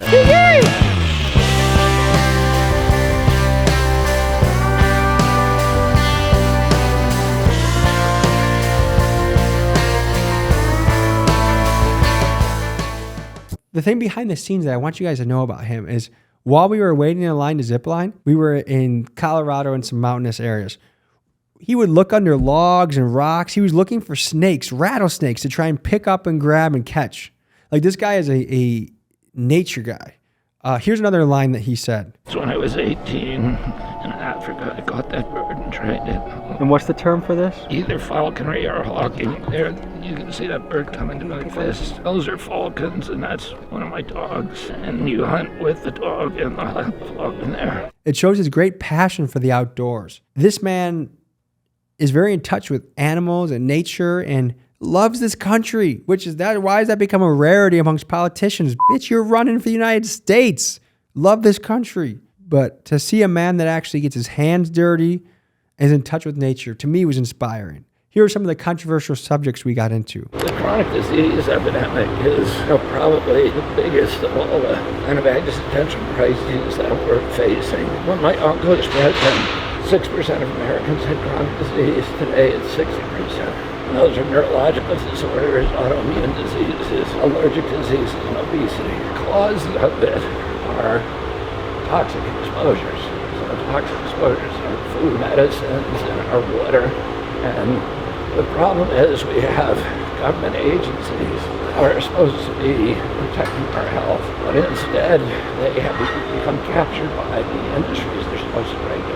The big food industries, by processed food, by the pharmaceutical companies, they'll spend a lot of money studying how to treat diabetes, but they're not going to study what the causes are. I am very cautiously optimistic. Actually, I'm not cautious at all. I'm fucking excited. I want to see what this guy can do. I know he's controversial, but if mainstream media is telling me he's controversial, it makes me even more excited about him, to be honest. Big thanks to Yasmin. She's one of the connections my guy Keegan met that brought us into this video. And that, folks, was 48 hours on the campaign trail with Bobby Kennedy. So next up, folks, we have the Asian Bloods of Denver. To be exact, they're on the borderline between Denver and Aurora. Like, they really follow that line. So you could say interchangeably. Whoa! I'm with a gang, I'm with a trapper. Talking on your neck, you get hit without choppers. Speaking on my name, then we out ya. Speaking on the gang, that's murder. We aim for your brain and we murk ya. Smoke on your gang, that's pressure. Switch your lane, you can't catch up. I go hard in this game, no pressure. I go harder than pain, then I stack up. Let's give you a little taste of what this crew was like. What's the name of the crew you guys got? Shit, it's the zoo, bro. The zoo? Yeah, why do they call this place the zoo?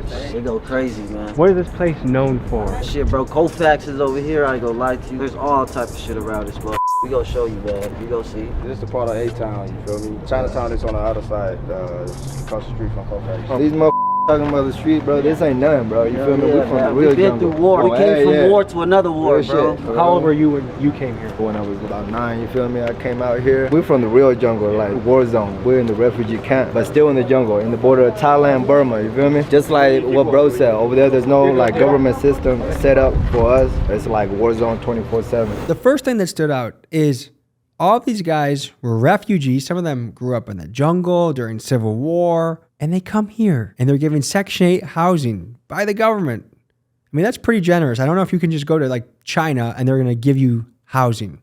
I don't know if you can just go to Russia and they just give you housing. And then to think that these guys were out in the streets gangbanging, I felt conflicted about, because on one end, I guess if you're in a very poor, rough environment, you're a product of your environment. So you go out and you do what you see and you make money the way that you learn from the people around you. But on the other, it's like, dude, you got the promise of America. Like, follow the Johnny Dane route. But one thing that happened is we went into this convenience store, interviewed the store owner, And as we had 2 cameras rolling, one of the idiots from this crew stole from the store. Actually, a couple of them did. Abdullah, what's the best selling item in the store right now? The Duchess. That's the hot selling shit right here. Three each, bro. Yep. 2 more. Who's out there doing the drinks? Is he with you guys? Who? Outside. Who took something? Somebody stole something? We can't let this happen. Let's go bring justice to this man. No, with the drink. Yeah, with the drink. We didn't pay for it. Hey, bro, y'all pay for drinks, bro. Come on. What the Hey, relax, what the come on, bro. Fair to say that you stand on business? Yeah, he stands on business. You don't play. That was a direct example of standing on business right over there. I just have very low tolerance for that kind of stuff. Like this guy, that store owner, 1, he's a place that you in the community can go to buy stuff. That's important. 2, this is how he makes his money. This is how he supports his family. That's important. And then on camera in broad daylight, you steal from him? That pissed me off. I thought Chinatown Runner was an interesting character, like the quintessential gangster guy. Interesting character. And I'm glad we got to meet him and his crew, the Asian Bloods of Denver. For this video, we got to revisit going to the trenches of Louisville to talk with the rapper H Block Duke. I just woke up to a template. Nigga acting like you on the block, I know the Kimbe. It's only Tuesday, bet your ass be dead by Wednesday. I'm in Denver in December like I'm Philip Lindsay. Y'all on Twitter acting bitter, but still bought my mixtape. Apple fritter with a vacuum sealer on the E-way. And going into it, it was a little risky because we couldn't even visit his block because somebody got shot. I mean, here's what happened. I said somebody just got killed by H Block. The police is all over. Do you know who got killed? Nah. It wasn't none of my people. Like this just literally happened though. This is hot in that area. Should we drive past, you think? If I want to, I would not. Nah, don't do it because then it's gonna make it seem like we did it. H Block is a sketchy f***ing place, dude. We were 8 minutes from the notorious spot locals refer to as H Block, a place that the last time we were there, guns were upped in a drive-by shooting scare when we learned that nearby, a young man had just been gunned down in broad daylight. The fact that someone was willing to both kill a teenager and do it across the street from an elementary school just as kids were getting out of school speaks to a sad combination of recklessness and disregard for life. We know when we go to these places that violence is happening, but to be literally 6 minutes away from the destination and to get a call, hey, we got to reroute. One of my neighbors called me and said, it's not safe to come here right now. Someone just got shot. That's like, holy shit. Like, thank God it's never happened while we've been there. But in some recent shoots, like we've been like minutes away from the action. And I think it just goes to show, like, the hood is no joke. Like, we may have gone to different hoods enough that it seems doable or easy, but it is like playing Russian roulette each time you go. Now, H Block is a guy that had grown a lot since the first time we did an episode with him. And actually, that episode got age restricted, the first one, because I mentioned a particular vegetable that shaman use, if you can catch my drift, which to me is a little strange to get age restricted over that. But he had grown up a lot, and the 2 main guys that were with him before were both incarcerated. One guy was serving, I think, a 10-year bid, and the other guy maybe a 6-year bid. A lot had happened to him in a short amount of time. And so here are some of his perspectives on life. 2 friends that we met last time, Cha-Cha and Slow Bucks. Where are they? They in federal. One's in West Virginia. They're both in federal prison, and they both in West Virginia at 2 different locations. Cha be home in like the next 2 years. Slow be home in the next 4 or 5 years. We just holding it down for them and keeping the shit going. They were supposed to call in today, but Cha, somebody got stabbed in his jail, and they put them on lockdown. He can't call. And then Slow Bucks said they got the same thing going on in his jail. He can't call. And that's where people got to understand how people lose in touch with their family when they go to these federal facilities. Like, this stuff happens to where you can't talk to your family for 3 months. And like, you know, once you're out of sight, you're out of mind. So you gotta kind of keep them energized and keep them alive in there, like, you feel me? So that, you know, that's been weighing a lot on me. One thing that I really liked about H Block was how much of a gentleman he was. He really took concern with us to make sure that we were comfortable and safe. This guy had a really good head on his shoulders. Like, when he wasn't talking to us, he's been invited to schools to speak. He's just a good guy to have in the community that has grown up in a tough environment. H Block is a guy I'm rooting for. So H Block, appreciate the hospitality. And that, folks, was visiting the most dangerous hood in Kentucky. The poorest place in America is Pine Ridge Reservation, but that's not an official county. Where we went, again this year, we visited the poorest county in America. And it's the poor that's gonna starve and die. It's not the rich. I think poor is somebody like me. It's a struggle every day. you're struggling and stuff, just making gas money just to get through to work every day and stuff for that month. The county is considered first or second poorest county in the United States of America, which we're not proud of. That was yours? Yeah. What happened, man? I don't know, but he came home about 3 o'clock in the morning. It was one of them things, I guess.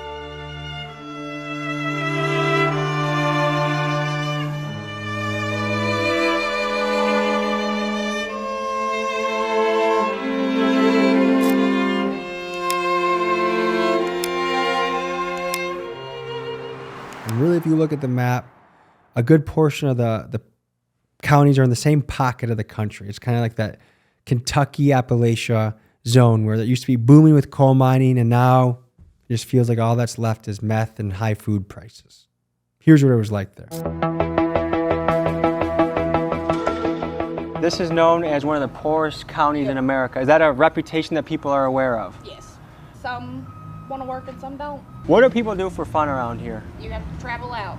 Yeah? Go to Lexington or Jackson or somewhere. There's nothing fun in the entire town. Not a thing here. Do people ride horses? Do they shoot guns? Do they play darts? Do they drink beer? Beer. They drink beer and throw darts. Do you feel like the cost of living has just gone up in the last few years? Oh, definitely. Where have you seen it most? Groceries, gas, just everything really, you know what I mean? Do you think more and more people are just stretched? Oh yeah, definitely stretched thin. $100 bill, you know, is like a 20 used to be, you know what I mean? There really just was no industry. There was no business community except for like, you want to be a grocery store clerk or a gas station clerk or maybe a couple of fast food places. But there really was not much there for the people. What creeps in is that underground economy, making meth in your trailer, selling it, distributing it. That's what happens. We're deep in the Kentucky woods, and I wanted to learn more about the drugs that are moving through the community. I'm here with, and Jay, what are you in the business in? Methamphetamine, fentanyl, heroin, that's mainly it. Did you sell all of those at the same time? Yeah. What do customers want? Like, what was the highest seller, what was the lowest seller out of that grouping? Well, it started out, meth was the biggest seller at first, and then, you know, when the pandemic hit, it transitioned into the fentanyl mostly. Right now, that's what's trending as well. Fentanyl's taking over the game? Yeah, that's what everybody wants right now. What is the cost of fentanyl? Anywhere from $1,200 to $1,600 now. Pretty daunting when you look at towns like this and wonder like what's going to bring it out of a slump, because it's been in a slump for so long. You just hope that there's going to be a resurgence. So I'm rooting for you guys, and thank you for having me in your town. And that, folks, was the poorest county in America of 2024. Next up, we head to a city in America that policies have perhaps led to bad outcomes. Denver, Colorado. Put this on documentary. You know? This should be real. Is it true you can touch fentanyl and die? Hell yeah, if you can handle it, that's a good. I'm attacked there by a guy who said things that I can't repeat. Violent, actual, what he was going to do to me. They're skipping the harm reduction part of it and just kind of just hooking everybody up with goodie bags. Like the hotels really are the biggest ones, and all the funding that are going towards them. When he's doing stuff on taxpayer dime, like taking trips and going to like NFL scouting things. That lady's pretending to stab someone. And in the process of uncovering this story on Denver homelessness, we came to find out some very sketchy things about the mayor. Here's some of the things we learned. Do Better Denver sent us some documents, and here are the takeaways she wanted us to look at. First, Mayor Mike Johnson previously worked at a place called Gary Community Ventures, GVC, and this place combines policy, business, and philanthropy to impact the Denver community. From GVC, millions of dollars have flowed into Denver elections. In 2021, Johnson was president and CEO at GVC, and on the books he earned nearly $240,000, and he worked 20 hours a week. During his tenure, GVC was the largest financial backer against a movement to ban group living. They won that fight, and one of the results is the law continues to allow the homeless to live together in hotels. Johnson then resigned GVC when he made his run for mayor. Folks, here's where it gets interesting. Now, the paper trail is murky, but a group called ULC is involved in the purchase of a couple hotels in the city. Possibly more, but it's a mountain of paperwork hidden behind LLC, so it's hard to say. But the two we do know about, the DoubleTree and Embassy Suites, are being used to house the homeless on taxpayer dime, something enabled by the group living amendment Mike and GCV fought very hard to keep. Now, here's the kicker. According According to Do Better Denver, Gary Community Ventures has financial ties with ULC, meaning that one could argue that the mayor, GCV, and ULC could have some potentially questionable motives. People also say that he's connected to the real estate deals that involve the homeless hotels, that the hotels have been sold for way over asking price, and that he was a partner of some sort that may have benefited from that. Is that something that you've heard anything else? So what I've heard is from... This is all allegedly, by the way. Allegedly, I heard from the owners of the Best Western and Comfort Inn that Comfort Inn is actually owned, so is the Best Western, and we're actually renting out. They're renting it out to the city, opposed to the mayor's office. Now, similar to Tiffany Henyard, it's very troublesome when you see elected leaders allegedly, because I don't know if this is 100% true or not, but enriching themselves while on the job, or even after the job. But in general, you're supposed to be a public servant and somehow you're getting rich. It just doesn't make sense. And Nancy Pelosi, Tommy Tuberville, you guys know what I'm talking about, right? But I think we're drawing a line in the sand as Americans. We're really getting tired of this type of behavior. And the other thing to think about is, what do we do with homeless people in this country? Because with rent and food prices and mental illness and insurance being out of reach for a lot of people, like a lot of savings at our all-time low, a lot of people are on just the brink of homelessness. Something I want you to imagine for this episode is imagine being a mom. Here's one of them, Dawn. All day, all night, people using drugs, people hanging out here. The library refuses to shut off 24/7 Wi-Fi. The business owners and the residents. That lady's pretending to stab someone. And Dawn wasn't just an activist that's tweeting about stuff that she's mad. Like, she actually was helping people. There was homeless people, multiple, that came up to her and hugged her, that liked her, that she made their life better. She contributed to them. She volunteered to them. And she's concerned about her city. Be like Dawn. Be active. Be involved.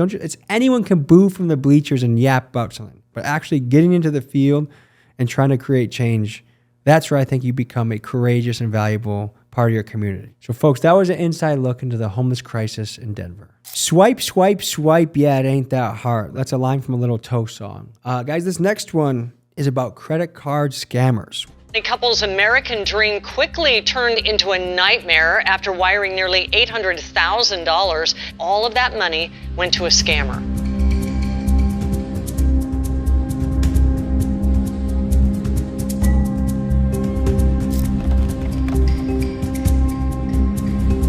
When we go into the underworld and we think, like, what can we get into today? What is someone willing to show us on camera? How insane is this? How illegal is this? Like, this is one of those ones where it's like, there's got to be someone from the government that watches this video when it comes out.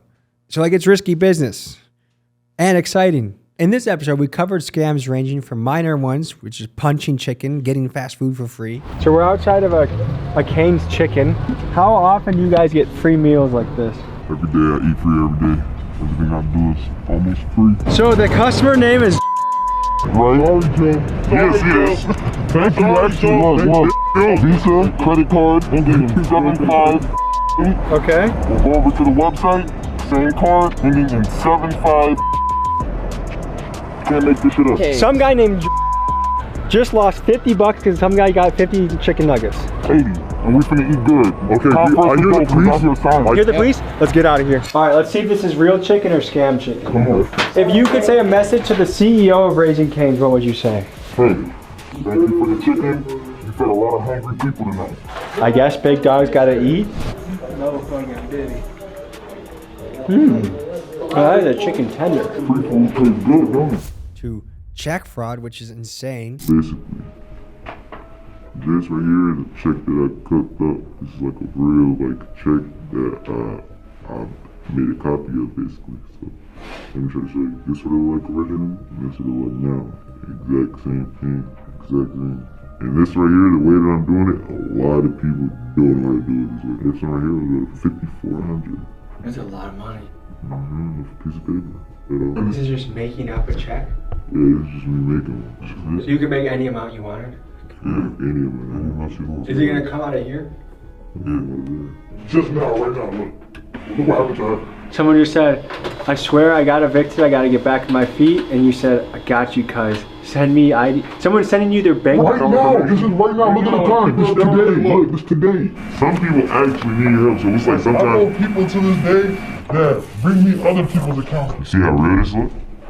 If you're a big teller, you put that up to the sky, you'll see like, you see me? Like this is a real one. This is a real check. Come up and cash this and then get paid for it right now. To driving in a van and going to the bank and going to an ATM and doing God knows what and coming back with money.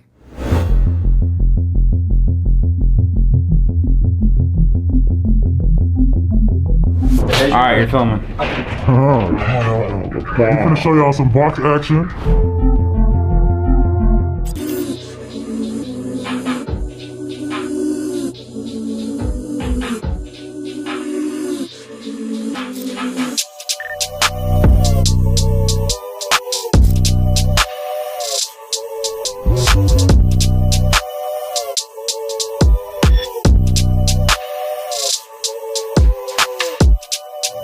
When you've been around enough kind of criminal activity, you know, like by the way people talk about it, whether they've actually been in the game or whether they're just talking shit. You could tell these guys have really scammed for real. And to be allowed to film that was like, I guess it speaks to the trust we built in this channel that we're going to take care of these guys when we do this. But to me, it was still insane to be pulling these things off. So folks, that was an inside look at the world of scammers and check fraud. Pretty wild. So next, we go to a pretty unique part of America. It's not a reservation, it's not a hood, it's a combination of the two. Little Earth Reservation in Minneapolis, Minnesota. 6 people were shot at the Little Earth housing complex. We are by the Little Earth community. Minneapolis police are searching for the person who shot and killed a 20-year-old man and an 8-month-old baby. When I got shot, I think 4 or 5 of us, our families got raided. I get a knock on my door, see a bunch of military-style guns. I mean, when you just go to a place, oh, there's boarded up and windows and gunshots, and like just speaking to people that have directly experienced and participated in gun violence, and it's just a normal thing, was wild. So someone whose shoes I want you to put yourself in is this grandma. Little Earth is a unique spot, right? There's nowhere like this in the country. Yeah, we have a lot of different tribes here. What tribe do you trace yourself to? I'm from Grand Portage. Like a couple of my grandsons were involved in the basketball teams here at Little Earth. And yeah, they got some pretty good programs here for the youth. But I pretty much stick to myself around here because, I mean, just lately it just seems like it's been getting kind of scary. Like gunshots, you hear gunshots every now and then and stuff. And it gets pretty close. And I worry about my great-granddaughter and stuff. I mean, because there was just a couple of years ago, a little girl got shot. I mean, it was by accident, but it gets kind of scary with that. And guys, to show you how common death is in this area, I mean, look at this memorial we walked by of a guy that passed away through gang violence. I think people that passed away got killed and shit right here. Ivan, I think, yeah, they executed him in the parking lot over here. For what? I don't know, bro. He's our age. Yeah, he's our age, so I'm 27, so when that happened. You know, it's just sad though, regardless, you know what I mean? Like, these are the people I grew up with, literally, you know, and you know, it's one of the names that I added, you know, let you know that, was it 65, 70 people that we know that passed away? Yeah, we got a list. Yeah. 65 to 70? And then guys, a guy who just did a bid for murder walked up and he wanted to be off camera. So this is the moment that we caught. So, you just got out? Yeah. How long did you serve? 9 years. That's a long time. Yeah, 9 years. Went down when I was 18, came home when I was 27. What'd you go away for? Shit, body. What did that experience teach you? Shit, man. Life's too short. What's the plan now? Shit, man, try to stay out of jail. All there is to it, stay out. It's a circle effect. People keep going back. I'm not trying to go back. And that's one of the things we look for in this channel is one-of-one places, characters, situations to get into and explore and ask people what makes them tick and figure out about them. So that, folks, was an inside look at the Little Earth projects in Minneapolis. Now, we're moving on to the most gangster white boy in America. CTS Lil Wick. I know what the going on. We in the loop, man. CTS Ballet here, live in the flesh, man. Free my valet pork and shooting on the man. We work for chore. To catch a speed, I gotta get his home. I ain't trying to work my part. Me and Guapo hit they hood and blew it up in that black George. They say we the 224. Okay, how about right here? From the back. Wow, thank you. I wanted to throw something new into the mix of a hood video. Try something different. So I invited a clown named Larry to perform for his birthday party. And here's what happened. Do you notice anything about your surroundings? I mean, not for real. don't know who is that. But I guess people are here. Hi. Hello. You do magic tricks? I am doing magic tricks though, yes. Hold on, let me see. We're gonna start them soon. We're excited, Larry. I didn't even tell them who you were. It was a total surprise. I don't even know who I am. Me either. Have you ever been at a clown performance before? Nah, this is this company. Happy birthday, Wick. Yeah. Is that right? All right. If you could help me take off my gloves, we can start the show. Well, on this one, big video moment coming up. And then this one, I never know when the magic could begin. I think that, hold on, just keep pulling. Pull on it, keep pulling, keep pulling, keep pulling, keep pulling, keep pulling. Now we're ready to begin my hand's in there. Hold on one sec, Wick. Just pull that finger if you will. Thank you so much, thank you. Not so strong. Okay, Wick, look up. Okay, give him a hand. All right. Wick, happy birthday. Guys, this was such a mismatch. You have an incredibly gangster crew with crazy guns, and you have this clown who I don't know how he's in business because it was very hard to keep it together behind the camera. Like, I was laughing my absolute balls off the entire time this guy was here because he was so ridiculous and such a bad clown. But CTS Lil Wick and his crew were good sports about it. Yeah, I mean, you wonder, like, a lot of people wonder, like, oh, what's internet, what's rap songs, and what's real? We're talking about a guy who had his house raided by the FBI. Put a batter ram through that motherfucker. Well, you live there? Yeah, I live in that. Let's talk about this. Was it surrounded by barbed wire when you lived there? Hell no. That motherfucker had a gate like that wood one right there. How big was this place? How many bedrooms? It was a 4-bedroom. Okay, so nice size place. Yeah, it was a 4-bedroom. Sometimes you forget how bad a place is until you go back. St. Louis has so many guns that is absolutely ridiculous. Every teenager that's riding around has something crazy on them. I'm not just talking like a little 6-shooter. I'm talking about fully automatic Dracos, Glocks, the craziest stuff you can find. These guys have an artillery. So it was really fun to go into a kind of a very gangster environment, but have some good moments, some lighthearted moments. And we are wishing the best for CTS Lil Wick. Last time I heard, he was either signed or getting signed. I think the guy's a lot of potential. He's a character you don't find often, and I'm rooting for him. So thank you, CTS Lil Wick. Thank you to your valet gang. We appreciate the warm hospitality. We genuinely felt safe with you guys, which not every crew we can say we feel safe with. That, folks, was the most gangster white boy in America. And now moving on to one of the biggest moments in national history in recent memory, the Trump assassination attempt.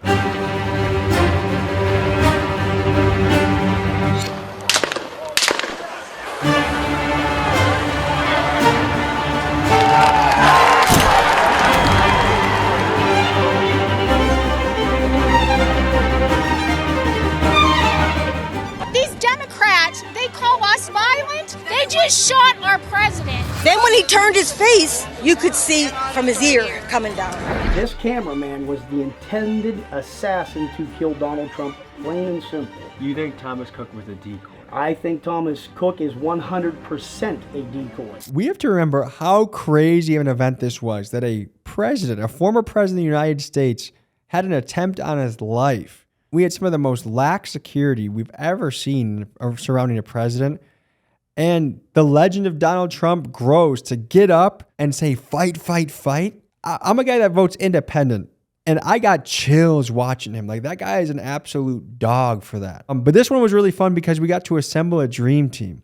We got to bring in an ex-CIA agent, ex-Secret Service, and a Special Forces sniper that has taken a lot of people out in his day. To me, guys, what made this so fun and interesting was we're finally bridging the gap to where you can't predict what's going to come out next week. One day we might be doing a Trump assassination. The next one we might be with the most gangster white boy in America. It's fun to have this range of what we can cover on this channel and that you guys rock with it no matter what it is. And I appreciate that so much. I mean, I have the best job in the world, guys. Let's talk about conspiracies. We meet a guy named Todd who thinks that the government's about to kill him because he has a secret piece of footage that no one else has. When we meet him, things got weird right away. This is what happened.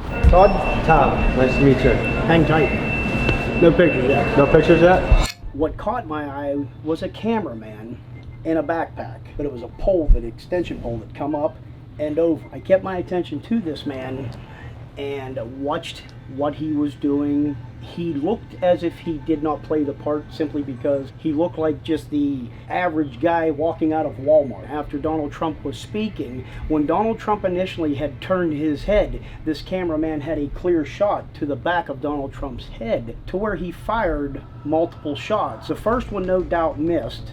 The second one clipped his ear. You could tell by the photographs in my video that you can tell it is an exit wound. You saw with your own 2 eyes this guy take shots at Donald Trump? Yes, I was still holding my phone going like this and witnessed what had happened. This man then had turned and fired several into the crowd before a man in black and a state cop that was heavier set, probably 6 foot, 250 pounds, had gripped him up, gripped meaning the cameraman, and fired on him 4 times, killing him. Many people were there talking about this man on the roof. That man was just a decoy. This cameraman was the intended assassin to kill Donald Trump, plain and simple. Do you still have a copy of that on your phone? Did you delete it off your phone? To put it on a hard drive. I kept an edited version on my phone just to hold. Why didn't you keep the unedited version on your phone too? Simply because I knew what I had. My life for sure is in danger with detrimental information. Every day, I'm glad I wake up. What would it take to go to one of those copies, watch the video with you, and break it down for the American people? I would need 1 day of time to go and get this. If we met you tomorrow, that would be enough time? Probably tomorrow, probably about 3 o'clock. I tried to give Todd the benefit of the doubt. And at first I actually thought, like, we're going to be seeing some crazy stuff, and I can't believe this is that we get to capture it. But as time went on, Todd proved to me to be kind of wishy-washy. I mean, he claimed to have this big footage, but where was it? We never found it. So Todd, if you're out there, I hope you're still alive. I hope the government hasn't taken you out. And please, if you got the footage, come on, like next time just send it to us. It'll be a lot easier of a process. So the big question that came to mind around this is, how in the hell did security let this guy that close to Donald Trump? And we got to walk the place for ourselves, and it is unbelievable. I am not a security expert, but I'm pretty sure I could have done a better job than the people running this event. I mean, here's what we saw, boots on the ground. So there was no one on either of these 2 buildings besides Thomas Crook. There was local police located inside that building. But not on top. Not on top. That seemed like such an obvious thing. Does it seem inconceivable that they were not on top of the roof? Yeah, or at least having a drone doing something, or I mean something, but personnel is better. So even if you were called in to identify somebody in this vicinity, there's like 5 buildings here, and they all look the same. Like, that's not an easy task. With how little ground there's to cover, you don't think it's that easy to find? There's 5 buildings back there. They didn't know there was going to be a rooftop shooter. Guys, the fact that that happened and that now we know Trump went on to win the presidency, love him or hate him, you can't deny that we are living in interesting times. That, folks, was going through the Trump assassination attempt conspiracies. Hopefully, we don't have to cover something like this again. Folks, now we move on to a former gang chief that turned snitch, a former woman turning into man. This is the story of Buddha G. Part of the reason why you're notorious, they say you snitched on your gang, you wore a wire, you were an informant. Tell us about that. I didn't snitch on my gang. Then people are just ridiculous. They were like, gee, do whatever the fuck you want to do. So I was like, fuck it. I'm setting his ass up. I don't blame her for what she did. I don't look at her as a rat. So all she did was get her get back. That's that Gemini in her. I'm a dead man walking. Why? Most hated shit. Why is that? They say I'm a snitch out here. I think that's what they say on the internet. Buddha is certainly a controversial figure. I haven't met someone yet that has been willing to go on camera and talk about how they wore a wire on somebody in their gang. Now, the big debate is whether she had good reason to or not. Here are some of the things that happened to her. You think you're the first trans gang leader? Yes. Spanish gangster disciples, sir. Okay, tell me about those folks. They some hoes. Well, how long do you rock with them? Shit, 22 years. And what made you join them? My pops is an old school royal, and I hated that nigga, so I went straight to his op shit and turned out. And I was cool as I was locked in with rest in peace G-Baby. So it sounds like you got some childhood trauma going on. A lot, yeah. You hated your dad so much that you joined his rival hood. Yeah, that and the fact that I was cool with a few of them, so yeah. I got no love at home. Looking at. I mean, give the people a picture of what your childhood was like. It's horrible. How so? Shit, beat, starved, and some more shit. All that shit. It matters how you raise your kids, the environment, the parents, the situation, their safety, and what you do to them. And whoever her dad is, fuck you. You are a piece of shit. You guys let me know in the comments, do you think she was justified in snitching on her gang? I'd like to hear what you have to say. I mean, if the guy wore a wire on her and then she wears a wire on him, she tried to, apparently, allegedly tried to take it through the proper channels to take care of it within the gang, and they didn't listen to her for whatever reason.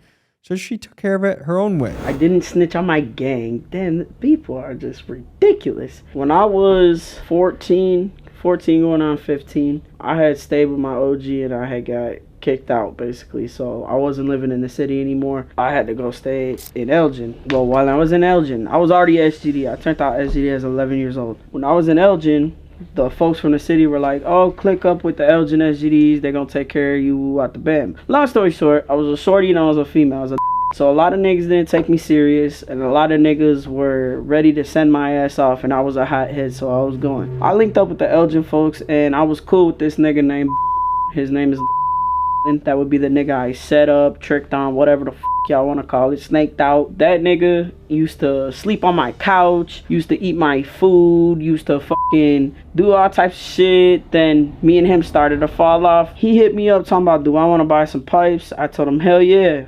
I was thirsty. I was 15. Hell yeah, I want to buy pipes. I'm a crash out. He fucking had me meet him in the Elgin Library parking lot. He hopped in the car. He threw me a duffel bag. Well, not a duffel bag, like a Home Depot bag. And I didn't even get a chance to look in that bitch. I gave him $300. He fucking hops out. Next thing you know, we pulled out the parking lot and got whooped on by Elgin PD, like 20 swole. They booked me. I ended up doing, because no one wanted to pick me up, because I didn't have a guardian, no none of that. So I ended up staying there until I was 19. You did 4 years for a gun? Yes. As a 15-year-old? As a 15-year-old. So imagine the type of animosity and hate and grudge I had towards this man. And that, folks, was the story of Buddha G, a gang chief turned snitch. Alrighty, next we have an absolute wild bunch of degenerates. The Juggalos. This man is about to put a firework in his butt crack to celebrate a Juggalo wedding. Next time, wife. Turn right. We're ready to eat some ass. Let's go, baby. What up? I'm Shaggy 2 Dope from ICP, and right now you're checking out The Gathering because we're f***ing here.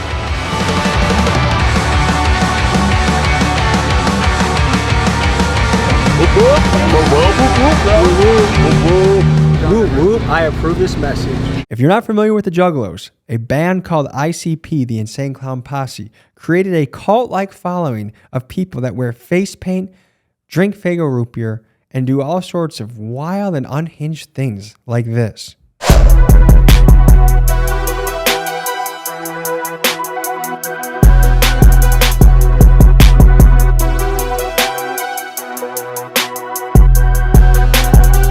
Now, I had a lot of Juggalos that went to my high school. I thought overall, like, they were very lovable characters. They're not people that you would trust to wash their hands or do your math homework properly, but they were like these grungy, dirty, but lovable guys. And they had a lot of fun. I mean, we got to go to a wedding. We got our face painted. Got to eat purple hot dogs. I mean, here's some of the things we did with them. What is that? Oh my God. Hot dog, twice cooked in grape soda.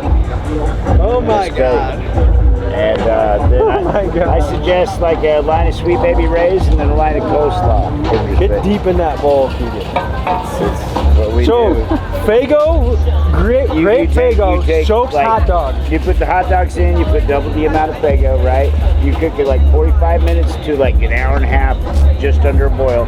And then you dump it out, and then you do it again. Hanging out at the gathering.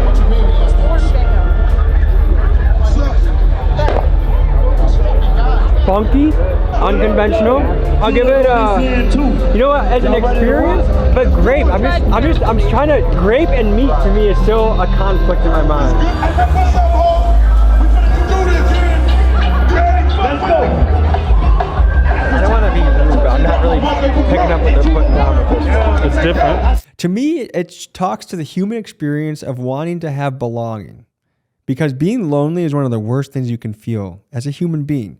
And I think a lot of these people feel ostracized and like they're outcasts, and they never really found their friend group until they joined the Juggalos, where all of a sudden they have this built-in family and community of smelly, wild folks just like them. And we got to meet one of the heads, Shaggy 2 Dope, they call him, one of the originating founding fathers of the Juggalos. Here's what he had to say to us. I'm Shaggy 2 Dope, and this is the Gathering of the Juggalos. I'm Insane Clown Posse. This is a festival we've been putting on for 24 years now.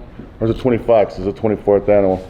I don't know how the that works, but whatever. Okay, let me say this. It is remarkable, especially in this day and age where artists disappear in a year or two, to be doing an event that people pay money to come to, spend an entire week at. Yeah. It is remarkable. It is. What's the secret to building a cult-like fan base? I don't know, man. You know what I'm saying? It came so natural. It's just people can't with us no more. They're like, yo, they're still here, still not just still here, but still putting shit out, still doing festivals, still going on tour. And folks, if you want to see the wildest stuff on the internet, you have to go to our Patreon, especially from the Juggalo episode. There is so much there that we can show you. And a lot of you joined after that episode. I mean, understandably. So if you like what we do and want to join the movement, please join the Patreon. Not only will you support us, but you'll have access to clips that you can find nowhere else on the internet. And I promise you that. So that, folks, was jumping into the world of the Juggalos. Perhaps we'll go there next year. We'll see. Next, we head to South Dakota to go to the worst city and neighborhoods that they have to offer. Now, if this video isn't proof that everywhere in America you can find a hood somewhere, then please just watch the whole video. I mean, we got into some stuff there. In the last few years, the Rapid City Police Department has seen an uptick in violent crimes. Dude basically said, hey, I'm coming back. I'm shooting up this whole show. I had to pick my brother up after he got shot, you know?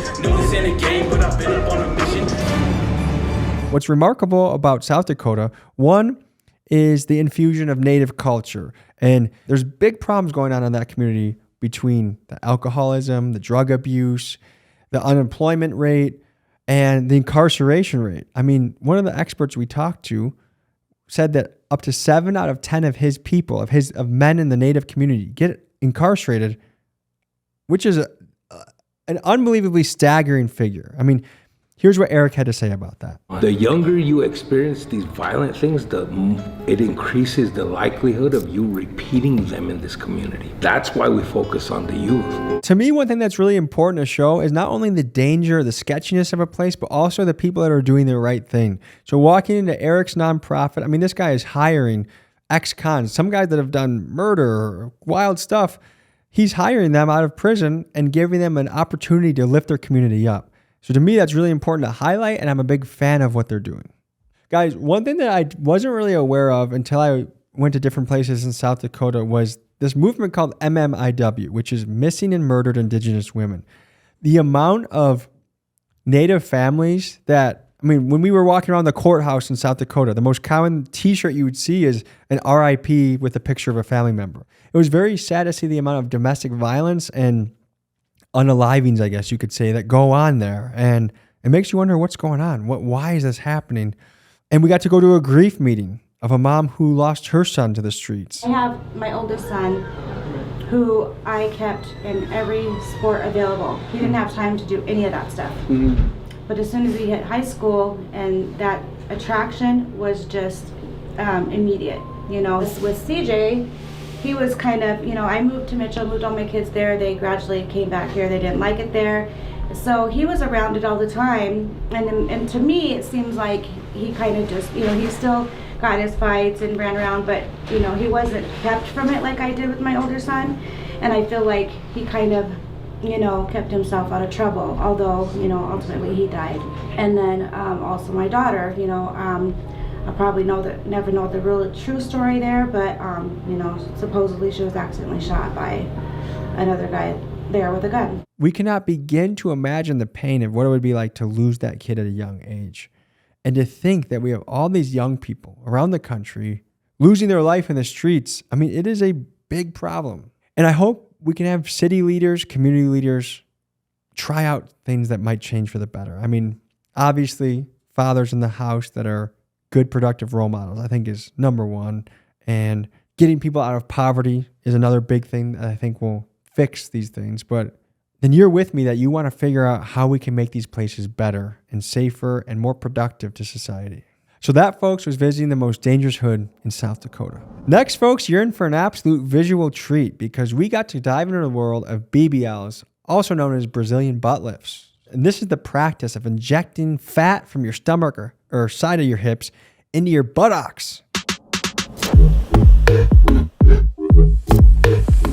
I basically do what the Face app does, but, you know, with a knife. Yeah.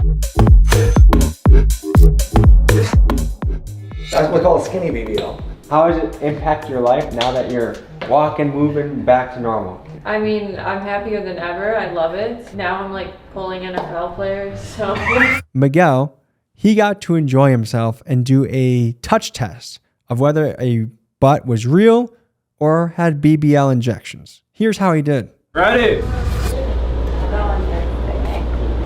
Okay, let's see.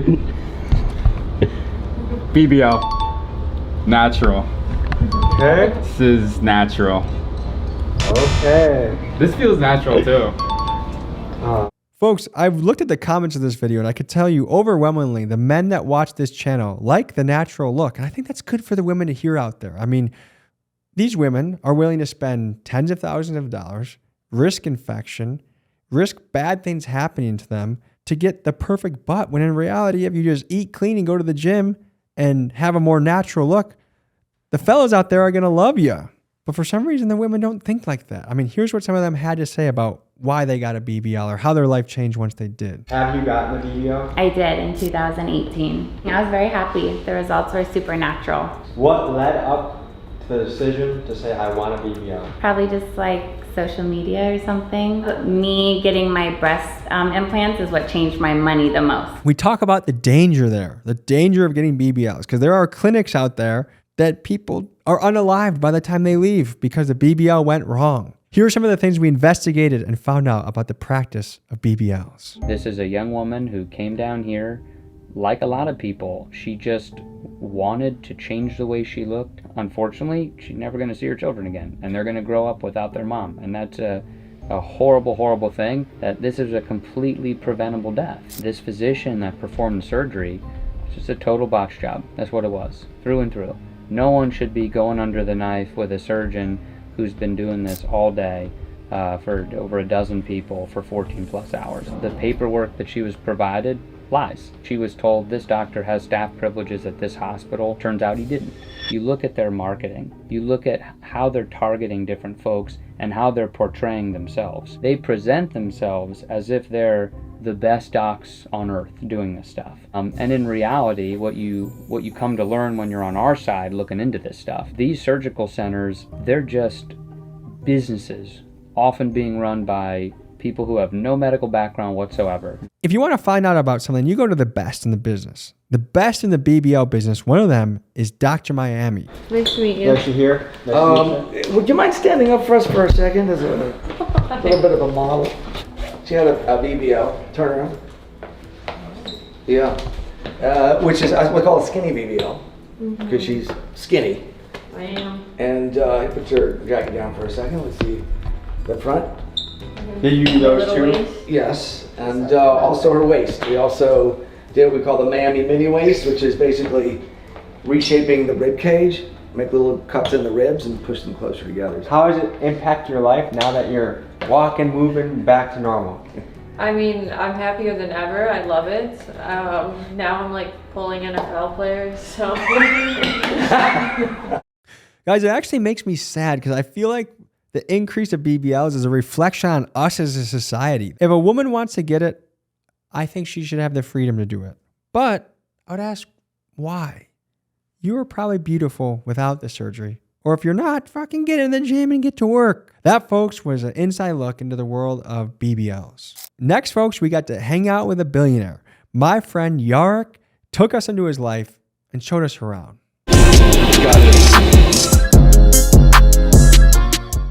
And how much does one of these cost? $7 to $10 million. And what made you decide to get two rather than just one? It just happened. How old do you want to live to be? I will live till I'm 20 minimum. That's the f*** off. Yeah, you broke. It's like fucking everybody want to talk about money. And this is like the last thing that I want to talk about. When you think about a billionaire, you think a super flashy, unbelievable, ostentatious lifestyle. But what stood out to me about Yark was his simplicity. He wore basic, low-key clothing, and he took it. I mean, it was important to him to drive his own kids to school. But you know what? I moved here in 2010. It took me like 2 years to get used to it. I felt nobody get here impressed by cars, or jets, or yachts. It's like even the kids, but you know what I mean? What cars do you like? Bugattis and stuff. I also like Porsche a lot. What kind of staff do you got? Housekeeper. I have a guy that takes care of my boats, my, everything outside and all this stuff, and pretty much. Do you have a chef? Nope. Do you have a toilet seat warmer that sits on the toilet before you go on it, so it's a little warm? Dude, when you're gonna see my bathroom, you're gonna.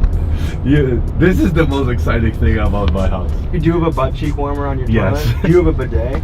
Yes. Will you have yourself an ice cream cone on vacation? No ice cream? I don't eat sugar. No sugar? I don't drink, I don't do drugs, I don't eat sugar. I just don't. A lot of successful people are addicts. So when we do something, we do 120%. The same thing with bad habits. And I remember getting drunk with my best friend, and I said like, I'm never gonna touch alcohol again. He said, that's gonna last 6 months. And then 6 months, and then a year, 2 years, and like it's been now 3.5 years. I think it's easy in popular culture to think billionaires are bad people, but he's simply a guy that took a lot of gambles. I mean, if one thing would have went wrong, this guy could have been bankrupt. I mean, here's him talking about 2008 in the plane. Have you ever been close to going bankrupt? Yes. Tell me about it. 2008.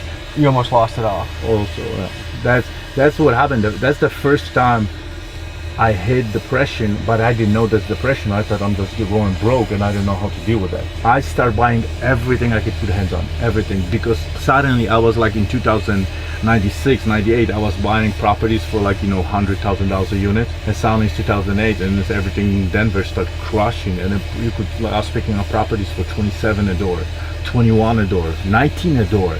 Wow. So I was buying everything. I'm like, this cannot last, this cannot last. And then Lehman Brothers went out of market. They went bankrupt. And I'm like, I'm closing a $12 million deal that I closed, that I raised the money, and the market was not recovered. And my investors started like, I need that 20 grand. Okay, so I give them out of cash flow. Suddenly another one, I need 100, I need $1 million. I need my $3 million back. I don't have the money, I have to refinance the building. Nobody's giving loans. So now suddenly my big investors are coming like, Yarek, it's been a year, I need the money back. Folks, we finally got to meet someone that showed us their private jet. I haven't gotten to fly in a private jet yet. I'm sure that'll come in 2025. But that to me is a whole nother level of wealth if you can afford a private jet. And this guy has 2 of them. How much does one of these cost? $7 to $10 million. And what made you decide to get 2 rather than just 1? Well, what happened is like the way I entered the partnership, so they own 2 of them. So it just came with that. Like it just happened. It just comes like that. That to me is a very rich thing to say. To say it just happened. That's never just happened to me. I'm waiting for it to happen. To me, it's an amazing opportunity. What these videos can be. Some of my friends I've gotten to meet over this journey could be a car thief or a billionaire or a Navy SEAL. So that, folks, was a day in the life of a billionaire.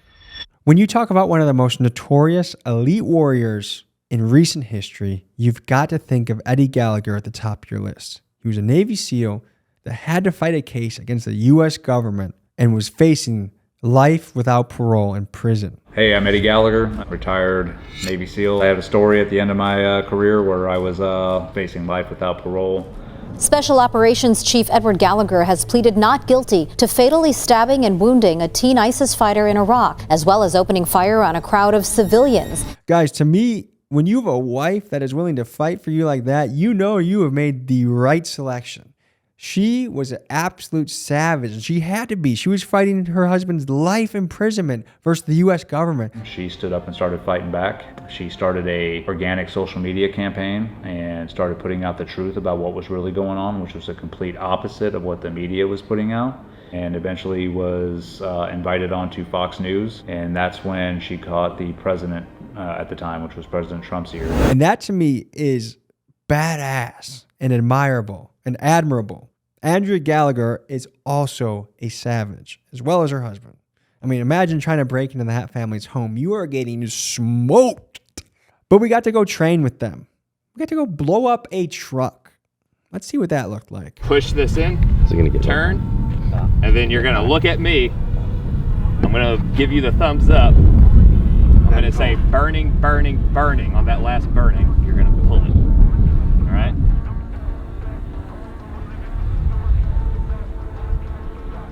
Push that in, turn it. All right. Burning, burning, burning.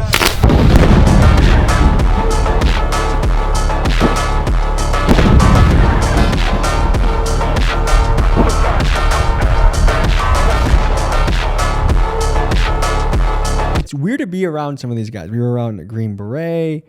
I don't know if one guy was Delta Force, and then a Navy SEAL. And these are guys that are incredibly dangerous and accomplished at their job. I mean, they can take people out. Because they're capable of such violence, a lot of these guys are capable of being very gentle. So Eddie got us for this one thing. You know, I had my earmuffs off. He was just going to demonstrate, and then he shot, and he tried to scare me, and he did. Like, I don't like my ears being damaged by gunfire. So he laughed. Steady, slow squeeze, and that gun, boom, should surprise you. Okay. It kind of showed like a little bit of an insight into like, you got to be a little bit nuts to do the job that you're doing. We saw Eddie's nut side a little bit and his playful joking side. Like that was his idea of a practical joke, was firing a gun next to my head. The guy is not someone I want to be across of in a combat situation. Thank you, Gallagher family, for your hospitality and for trusting us to come into your world. So that, folks, was the most notorious Navy SEAL, Eddie Gallagher. This next one, folks, was one of my favorite videos of the year to film. The Subway Surfers of New York.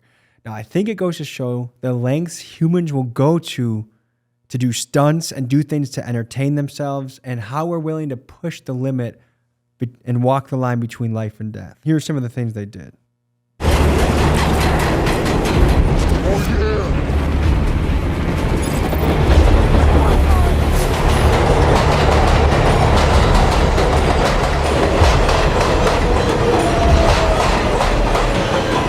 One of the things that was very startling to learn right when we started filming this is just that day, a kid had been unalived subway surfing on a train. I was talking to a couple on the way here. They said a kid died on the F train today. That did just happen, literally this morning. 10:15 this morning, some kid cut class, went on the F train, your 4th Ave 9th. There's a bridge, and when someone's inexperienced and they don't think about that shit, they'll do it, they don't think about that. And as a result, they can't get downtime. He probably hit the bridge and fell under, and that was it for him. There's certain things that occur when we were filming that we know that we're in the right time, in the right place, and the kind of the universe is opening up doors for us. This happened during this video when we were interviewing a former subway surfer, and then we saw an actual kid, unscripted. We didn't know we were going to meet him, come out of the blue surfing on the train, and then he ran over to our side of the tracks, and we got to interview him. Here's what we learned from this kid. You have the adrenaline shakes right now, huh? A little. Yeah? You did it with Crocs too, huh? Yeah. Crocs, anything, doesn't matter to me. Can I tell you something? This morning, a kid died doing this. You hear that? I don't have a phone, I haven't been really updated. What does that make you think? It hurts to see like other people that I know die from doing this. Like, it's really stupid. Why'd you do it then? Growing up younger, I didn't really get treated with like any respect or like love. So like, just made me become who I am. Like, I started doing like illegal shit, dangerous shit like this. Then we had a crew of subway surfers pull up, and we got to dive into their life. There is a Manhattan-bound local 7 train to.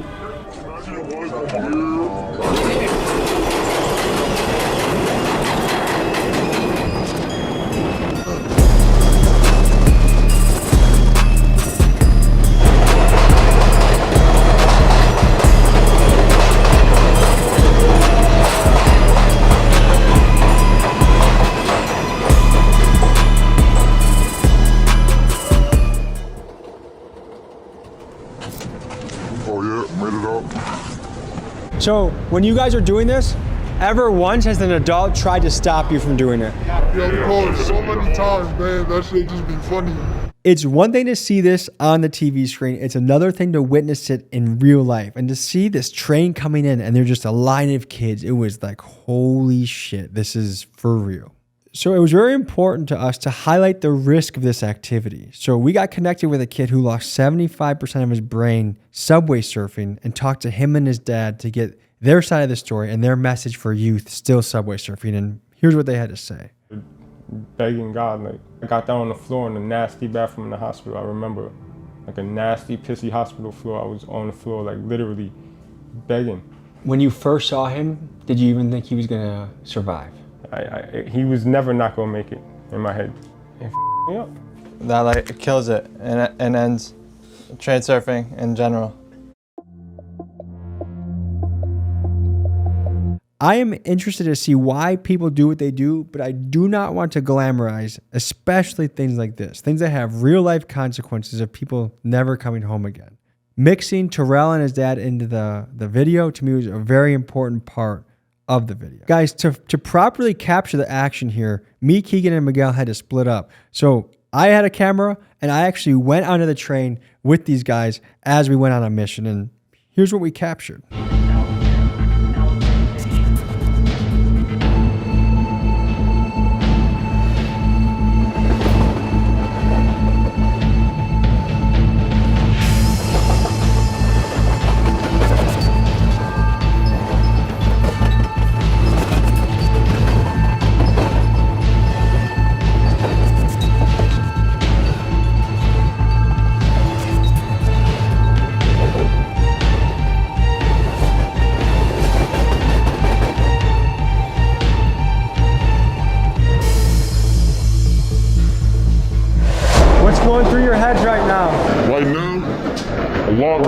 A lot of good things, definitely. It was beautiful just now. I want to see what's happening and I want to document it, but I also don't want to be the reason or even part of the reason that something bad really happened. So it was a big sigh of relief when that segment was over and these kids were safely done surfing for the day.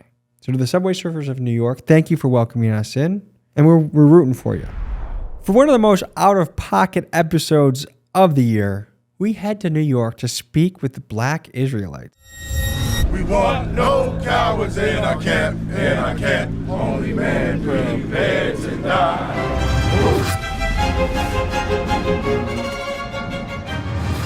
Dick! You UPK, right? Yeah, UPK. And a little bit of controversy was generated within the channel when people like my wife discovered that I sent Keegan there by himself to hang out with a black hate group that doesn't like white people. Keegan, let me ask you something. In the 48 hours you've been around, have you been mistreated? No. Did we feed you? Oh yeah. Did you get some water? Yeah. We gave him some water. Right. We gave him some food. He came around. He gonna go home to his family. One white man came into a black church and nobody went home to their family. And it turns out Keegan actually was really liked by them. I mean, when we first got to the scene, this is exactly what they said about Keegan. Where's Keegan? Keegan, he's parking. Okay, how are you? Tommy. What's going on? Nice to meet you. Don't disrupt what's currently happening, all right? So to see these guys marching around, chanting, I felt like they had some real potential to actually make good change in their community. I mean, they're coming from places where there's not a lot of leadership from men, and a lot of the young men in the community are lost. But they just totally missed the mark. I mean, the push-ups, the marching, the chanting, all of it was good, except for then when you get to the bottom of what they're really about, which was some of the dumbest biblical interpretations I've ever seen. Slavery is one. You've gobbled up the world, and we seek Christ's kingdom for a day that our roles reverse. The scriptures say this. And I heard another voice from heaven saying, come out of her, my people. And you're familiar with the Bible, right? So you know this is John the Revelator seeing a vision. And God is giving him a message. And he's saying for God's people to come out of her. You know who the her is? The her is the whore of Babylon. The empire that brought in all the Babylonian witchcraft of the ancient Babylonian empire. That empire is America and the European world. You may not be partakers of her sins. See what God said? We got to not be partakers of your sins. Like you see how Where does it say your? Partakers of her sin. And her sins is the daughter of Babylon. Right. And that you're connecting to white people somehow. Oh, absolutely. Even though this was written 2,000 years before America became That's real. the beauty of prophecy. I 1v20'd you guys and you didn't do shit. I would take down each of you one by one in an actual situation. The karate you were learning was so stupid. It would go do a cage fight with that stuff. And you guys are going to get whacked. Captain Tazariak. Genuinely enjoyed the guy. These were my best encounters with him. We actually shared a lot in common when it comes to humor.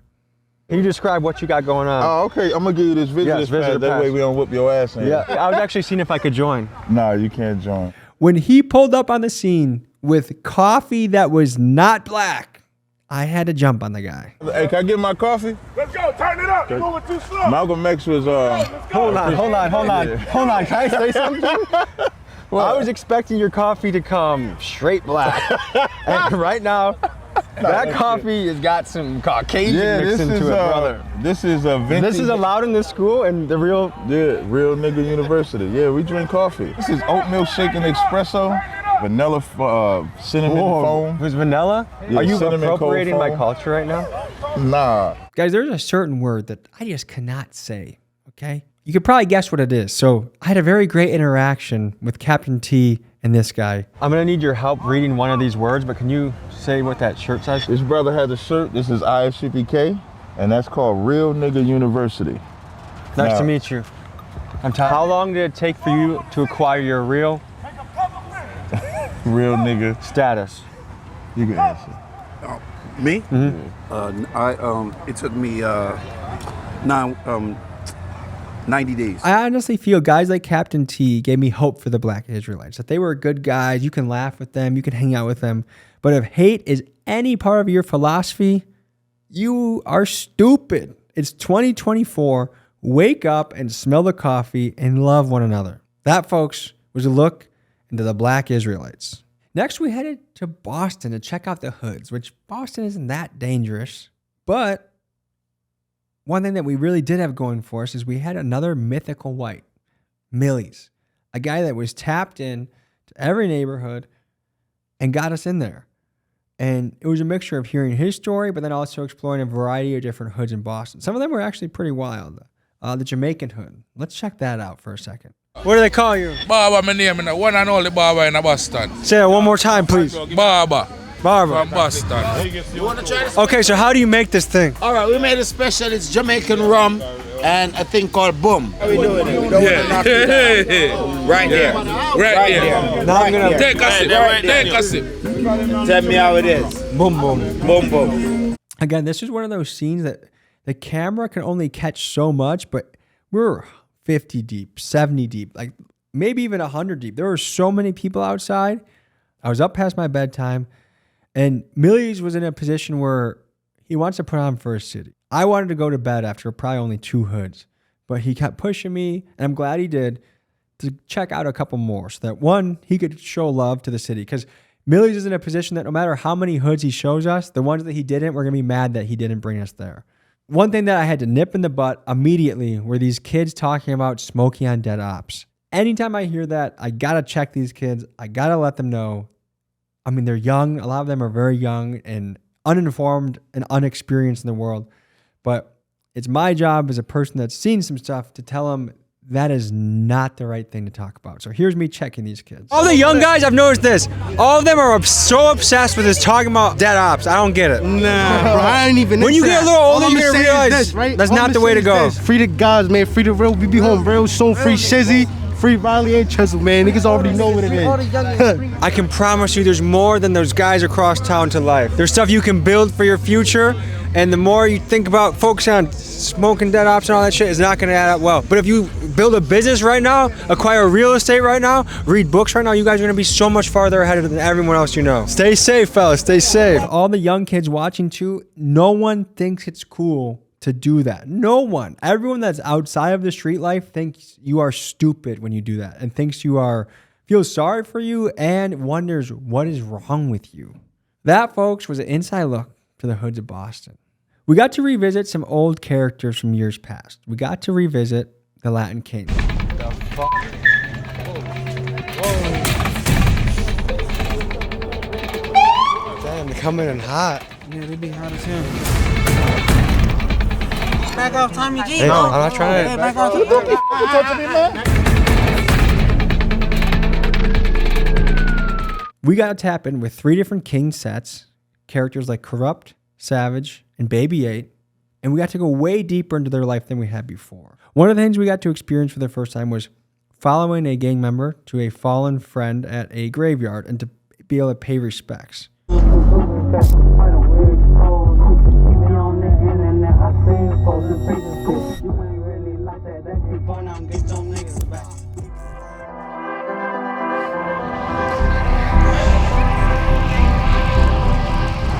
This is my brother Chubbs, you know?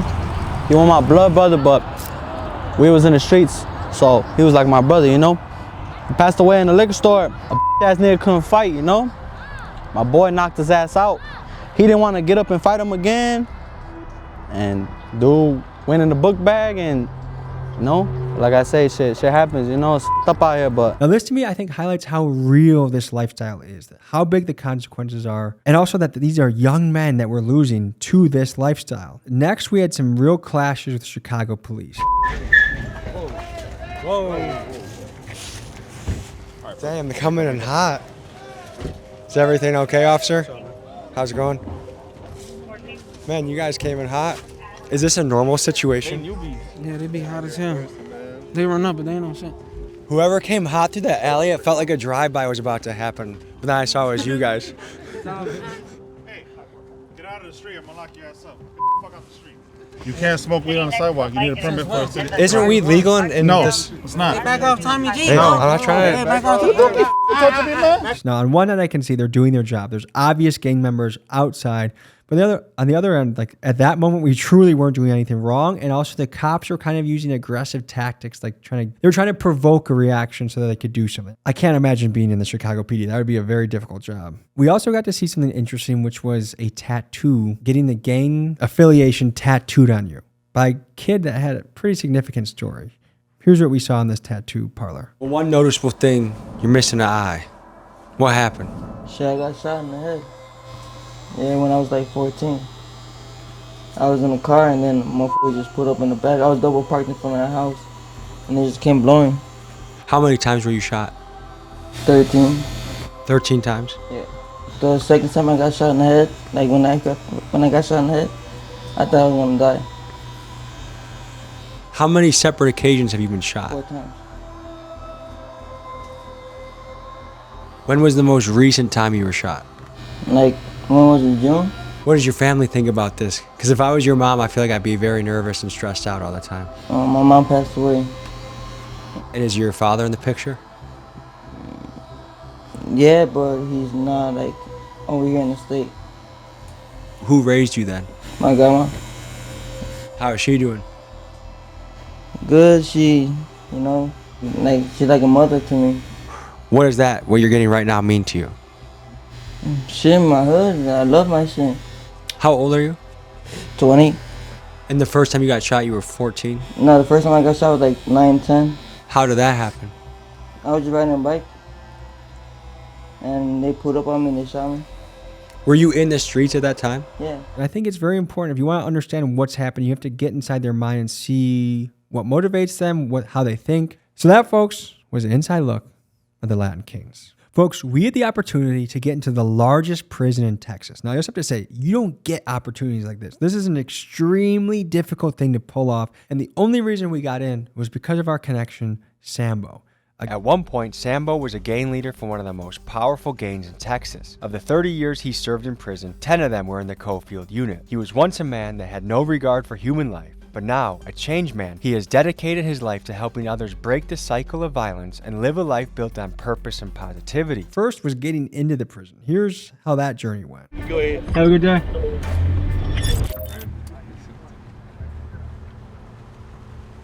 What's up, my brother? How you doing, brother? All right. Good to meet you. Good to meet you, man. Y'all can park anywhere back here. We're just waiting on them because we got to unload this stuff. All right? Cool. And get ready to come out.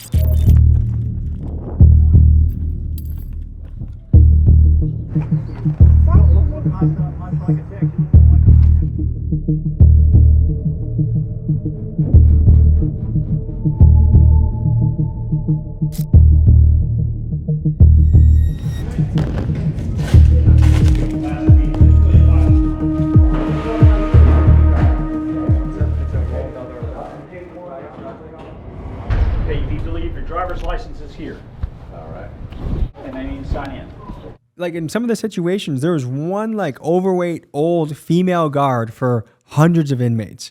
And the crimes these guys have committed are murder and assault and some of the most violent crimes you can imagine.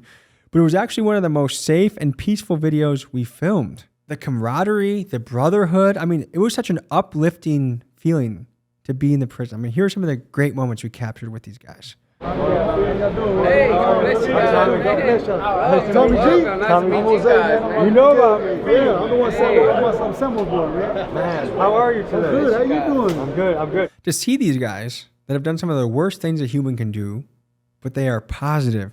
They are encouraging each other. Their hearts were so big, and it just was so encouraging to see. A lot of these guys, I could honestly say, if they were my neighbor, I'd be like, cool, I'll talk to this guy. Like, a lot of them seem genuinely reformed and like they are ready to return to society. We do have to wrestle with the fact that we are the most incarcerated place in the world. I mean, to think that land of the free, home of the brave, we lock up the most people in the world is outrageous.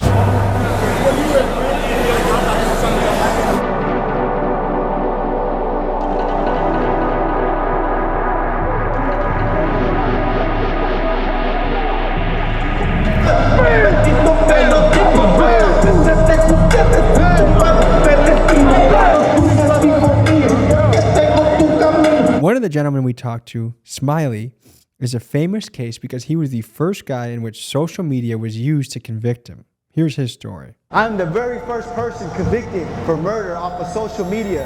If you look up Tienda versus State, I'm the very first one convicted through the United States. Posting pictures of myself, but because I had gang-related tattoos, they were saying that I was staying in contact or recruiting gang members. And then somebody started talking to me negatively on social media, so I started talking negative back, and that led into incriminating myself. Something I didn't know was going to happen was that I was going to be giving a speech in front of all these inmates. Hello, fellas. How you guys doing today? So, my name is Tommy G. I'm a documentary filmmaker, and I'm here today to talk to you guys, get your stories, hear about your life, hear your perspective. But I want to tell you two stories that might give you hope right now. There was a time in my life about 4 years ago, I hated my job, I hated where I was in life, I wasn't happy. What I did is I wrote a list, ideas that can change my life, and I just one by one started executing on them. One of them was a documentary film on a group in my hometown, Milwaukee, called the Kia Boys. I documented their life, what they do. The Kia Boys are a bunch of teenagers that will take your Kia if they can find it. And I knew this was my path to be a documentary filmmaker. I really genuinely hope that we open up a whole nother door of video topics and that prisons around the country would look at this and say, we want you to come to ours as well. We had one of the most heartwarming experiences of the year here where two guys that were previously in rival street gangs, beefing with each other, hunting each other down, are now friends behind bars. The beef started from my perspective is because one of my partners who is dead now, rest in peace, Shot Merc, right? He got jumped on his side of town. So then me and my partners went to his side of town and we ended up jumping on his partners, and then to him, that was the birth of the beef. When they jumped my people, they thought we jumped his people. I'm like, man, nah. So we really just, we clashed and started really killing each other for nothing, man. What does it feel like now to have peace and love for each other? I mean, it's good. I mean, yeah, I ain't gonna lie, it make me think about all the life lost and years wasted, only to conclude that we all right. Yeah. These guys were beautiful souls. People that you might just cast away and say they did this crime, throw them away. No, like these guys had a beautiful spirit to them. And it was fun to witness that and capture that, and we're very grateful to even had that experience. So that, folks, was visiting the largest prison in Texas. All right, the jig is up. You guys want to know, are we federal agents? No, we're not. In this episode, we got to go with Drug Task Force of West Tennessee in Memphis, and we got to join up with a SWAT team raid. Copy that. Was 10 officer.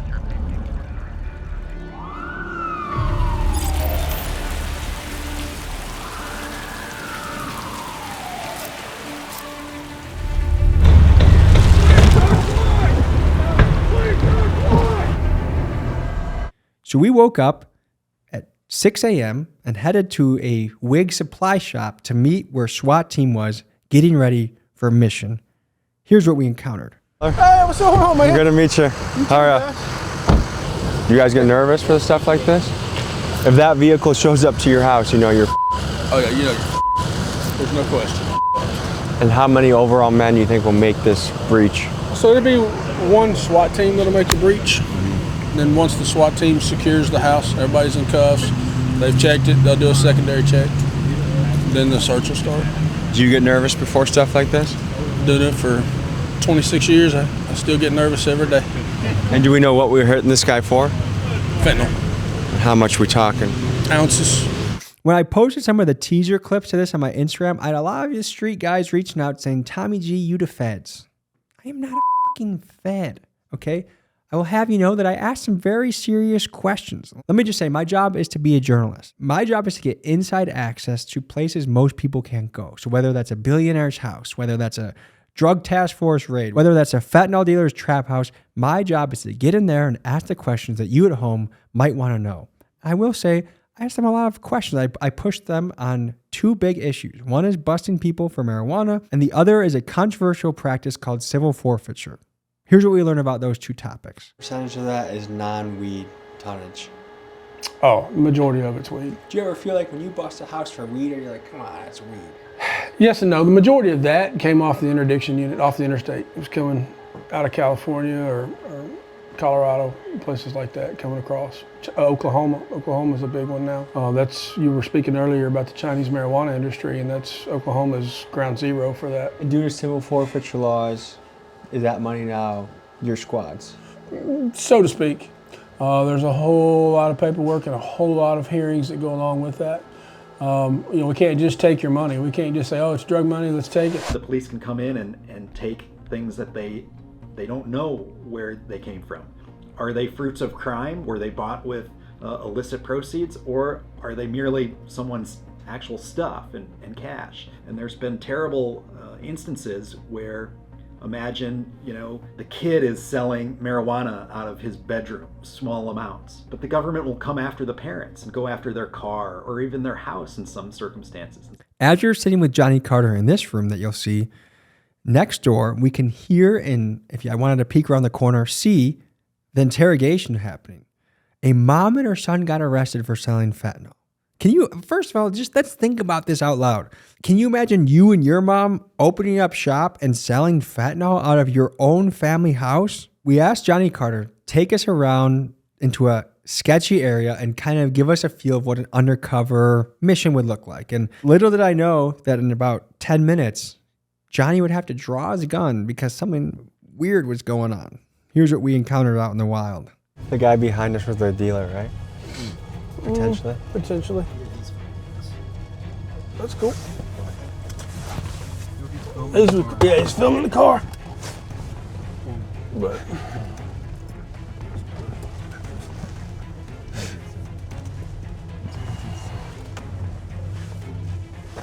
this sketchy potential criminal reverse Uno'd us. You see, instead of Johnny pursuing him, he began pursuing us in an aggressive manner. Folks, in the shadowy underworld, the laws of the jungle apply, and territory can be fought over fiercely, and apparently we were not welcome here. Oh, he's speaking up.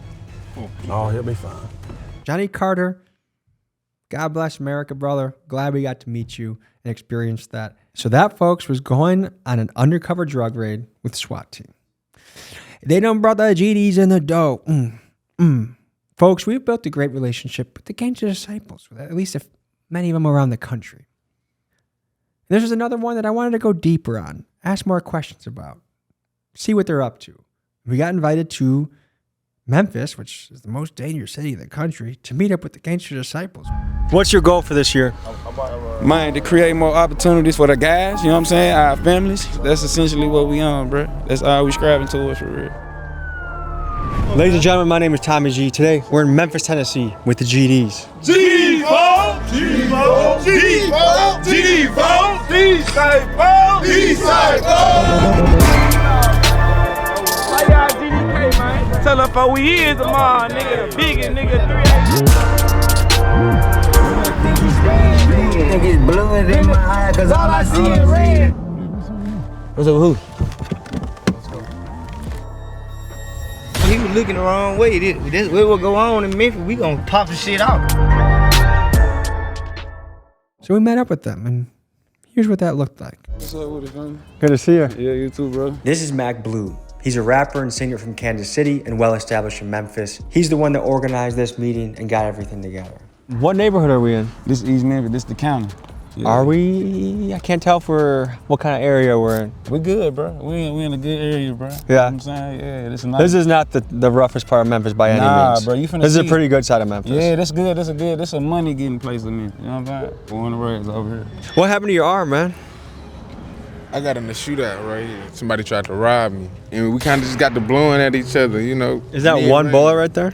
What? Yeah, it kind of went in right there and kind of ricocheted out. Contrary to popular belief, like, of course, I'm sure they have some killers in their ranks. They have some hitters. They have some people that are ready to do some really crazy things. But we also met a lot of these guys that had 9-to-5s that kept the world going around. We met guys starting their own HVAC business. What's been a highlight of this last week for you? Dealing with school. I'm in school for HVAC, so I got one of my certifications, so they've been a highlight for me. To the youth out there, I think one of the most lucrative opportunities right now is in the trades. HVAC, plumber, electrician, roofing, general contracting. What got you into it? Really just trying to be there for my kids. There's a little bit of a dilemma you film with guys like this. On one end, I'm not trying to ask incriminating questions. I'm not going to ask anything that will get anyone in trouble. On the other end, I'm not trying to portray a gang that has been known to be dangerous as a wonderful little community service group. So here's some of the questions I asked, and here's some of the answers I got. What area are we in right now? We in Raleigh right now. You in North Memphis? North Memphis. Man, same thing every part of Memphis known for. Shooting, killing, getting money. Man, shit, you know, hustling. It was more chill before? Yeah. What made it get so dangerous and crazy? What do you think? Shit, poverty. And how do you fix that, dude? Shit, man, either trap or shit, you try to go get you a nice paying job. The guy's flying through. You can try to go get you a nice paying job. Okay, tell the people where we are right now. Man, we in the Bay with it. We in the roughest neighborhood that it is right now. He's going live right now? That's not a good idea. I don't know. That's my rule. If people are active, I don't want to be around them when they're live. Yeah, hey, can we wait to post it until we're out of the area? How you say that? Because that's how shit goes down. Right, shit gonna go down. This our hood. Ain't no nigga coming on this street doing shit up. Miguel said, you know what? I got an idea. I'm gonna jump in one of the cars with these guys as we go to one location to another and see what I get. And he got something. Hey, we got who woman it is? I don't know, she in there with What's up, cuz? Oh, this our store. We run this store. We run store down the street. We run all this shit. Yeah, this Cuzzo right there. That's Cuzzo? This Cuzzo right there. Yeah, real deal. What's up with who? Let's go. No, we good. Let's go. We good. Maybe let's head out. We good. I'm telling Search you. for your vehicle on your device and Let's head out. select it once it is found. Guys, let's go. Confirm that the pin is just the pin displayed on your device. I probably never finna let Get out of here.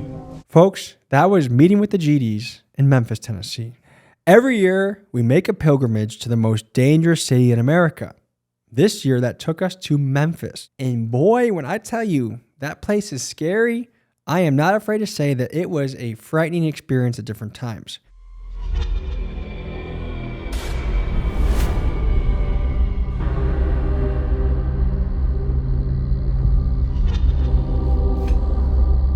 In southwest Memphis, where police say 2 people have been shot and killed. It's been a violent 5 days in Shelby County, as we've sadly told you about at least 8 homicides happening since Saturday. First, we got invited by a guy named Jizzle, and I don't think he told his team that we were coming. I mean, it was a very, I would say, kind of a hostile environment, which we're not used to on the channel. Usually when people invite us in, we're good to go. Memphis has a really encompassing camera system. Everywhere you go, you see these blue cameras.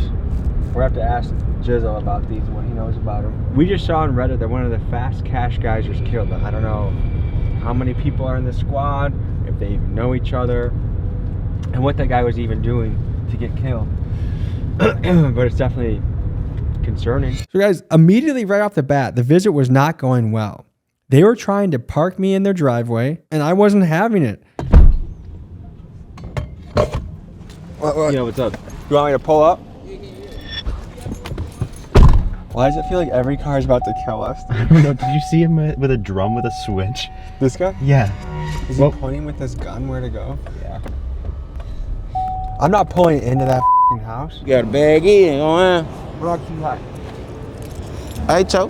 You ain't got what I'm you going ski? in. I don't like that. I like having a getaway plan. I like having a getaway plan. I don't like You being blocked good, in. bro. You good, bro. Can I back in without getting blocked in? Okay. Big dog gotta eat. Big dogs gotta eat. Yep. What's your name, man? Pete. Pete. Keegan. Good to meet you. What's up, fellas? How you guys doing? Next, we got to go to this gentleman named Big Scat. Tommy. I'm scared. Nice to meet you. What do we got going on today?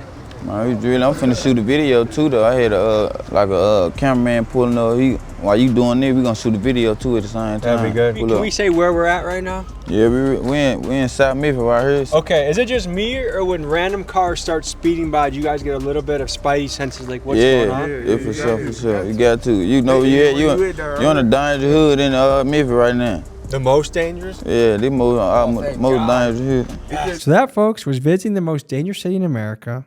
Hopefully we don't have to go back to Memphis because that place was kind of scary. So that, folks, takes us to the tail end. We're done. We just went through a whole entire year in review. And reflecting on it, a few things come to mind. One is, wow. I mean, we did so much, and it's only thanks to you back home tuning in week after week, supporting the channel, helping us grow, telling your friends about it, buying the merch. I can tell you, 2025, we're going to take it up even another level. Thanks to you guys, I have the best job in the world. I have a great team behind me, and it is our mission to be the best independent documentary channel on the internet. I know some of the videos that we're going to be covering in 2025, they're absolute rippers. So thank you so much. We appreciate you guys. We love you guys. And we're going to be coming with the absolute heat in 2025, so stay tuned.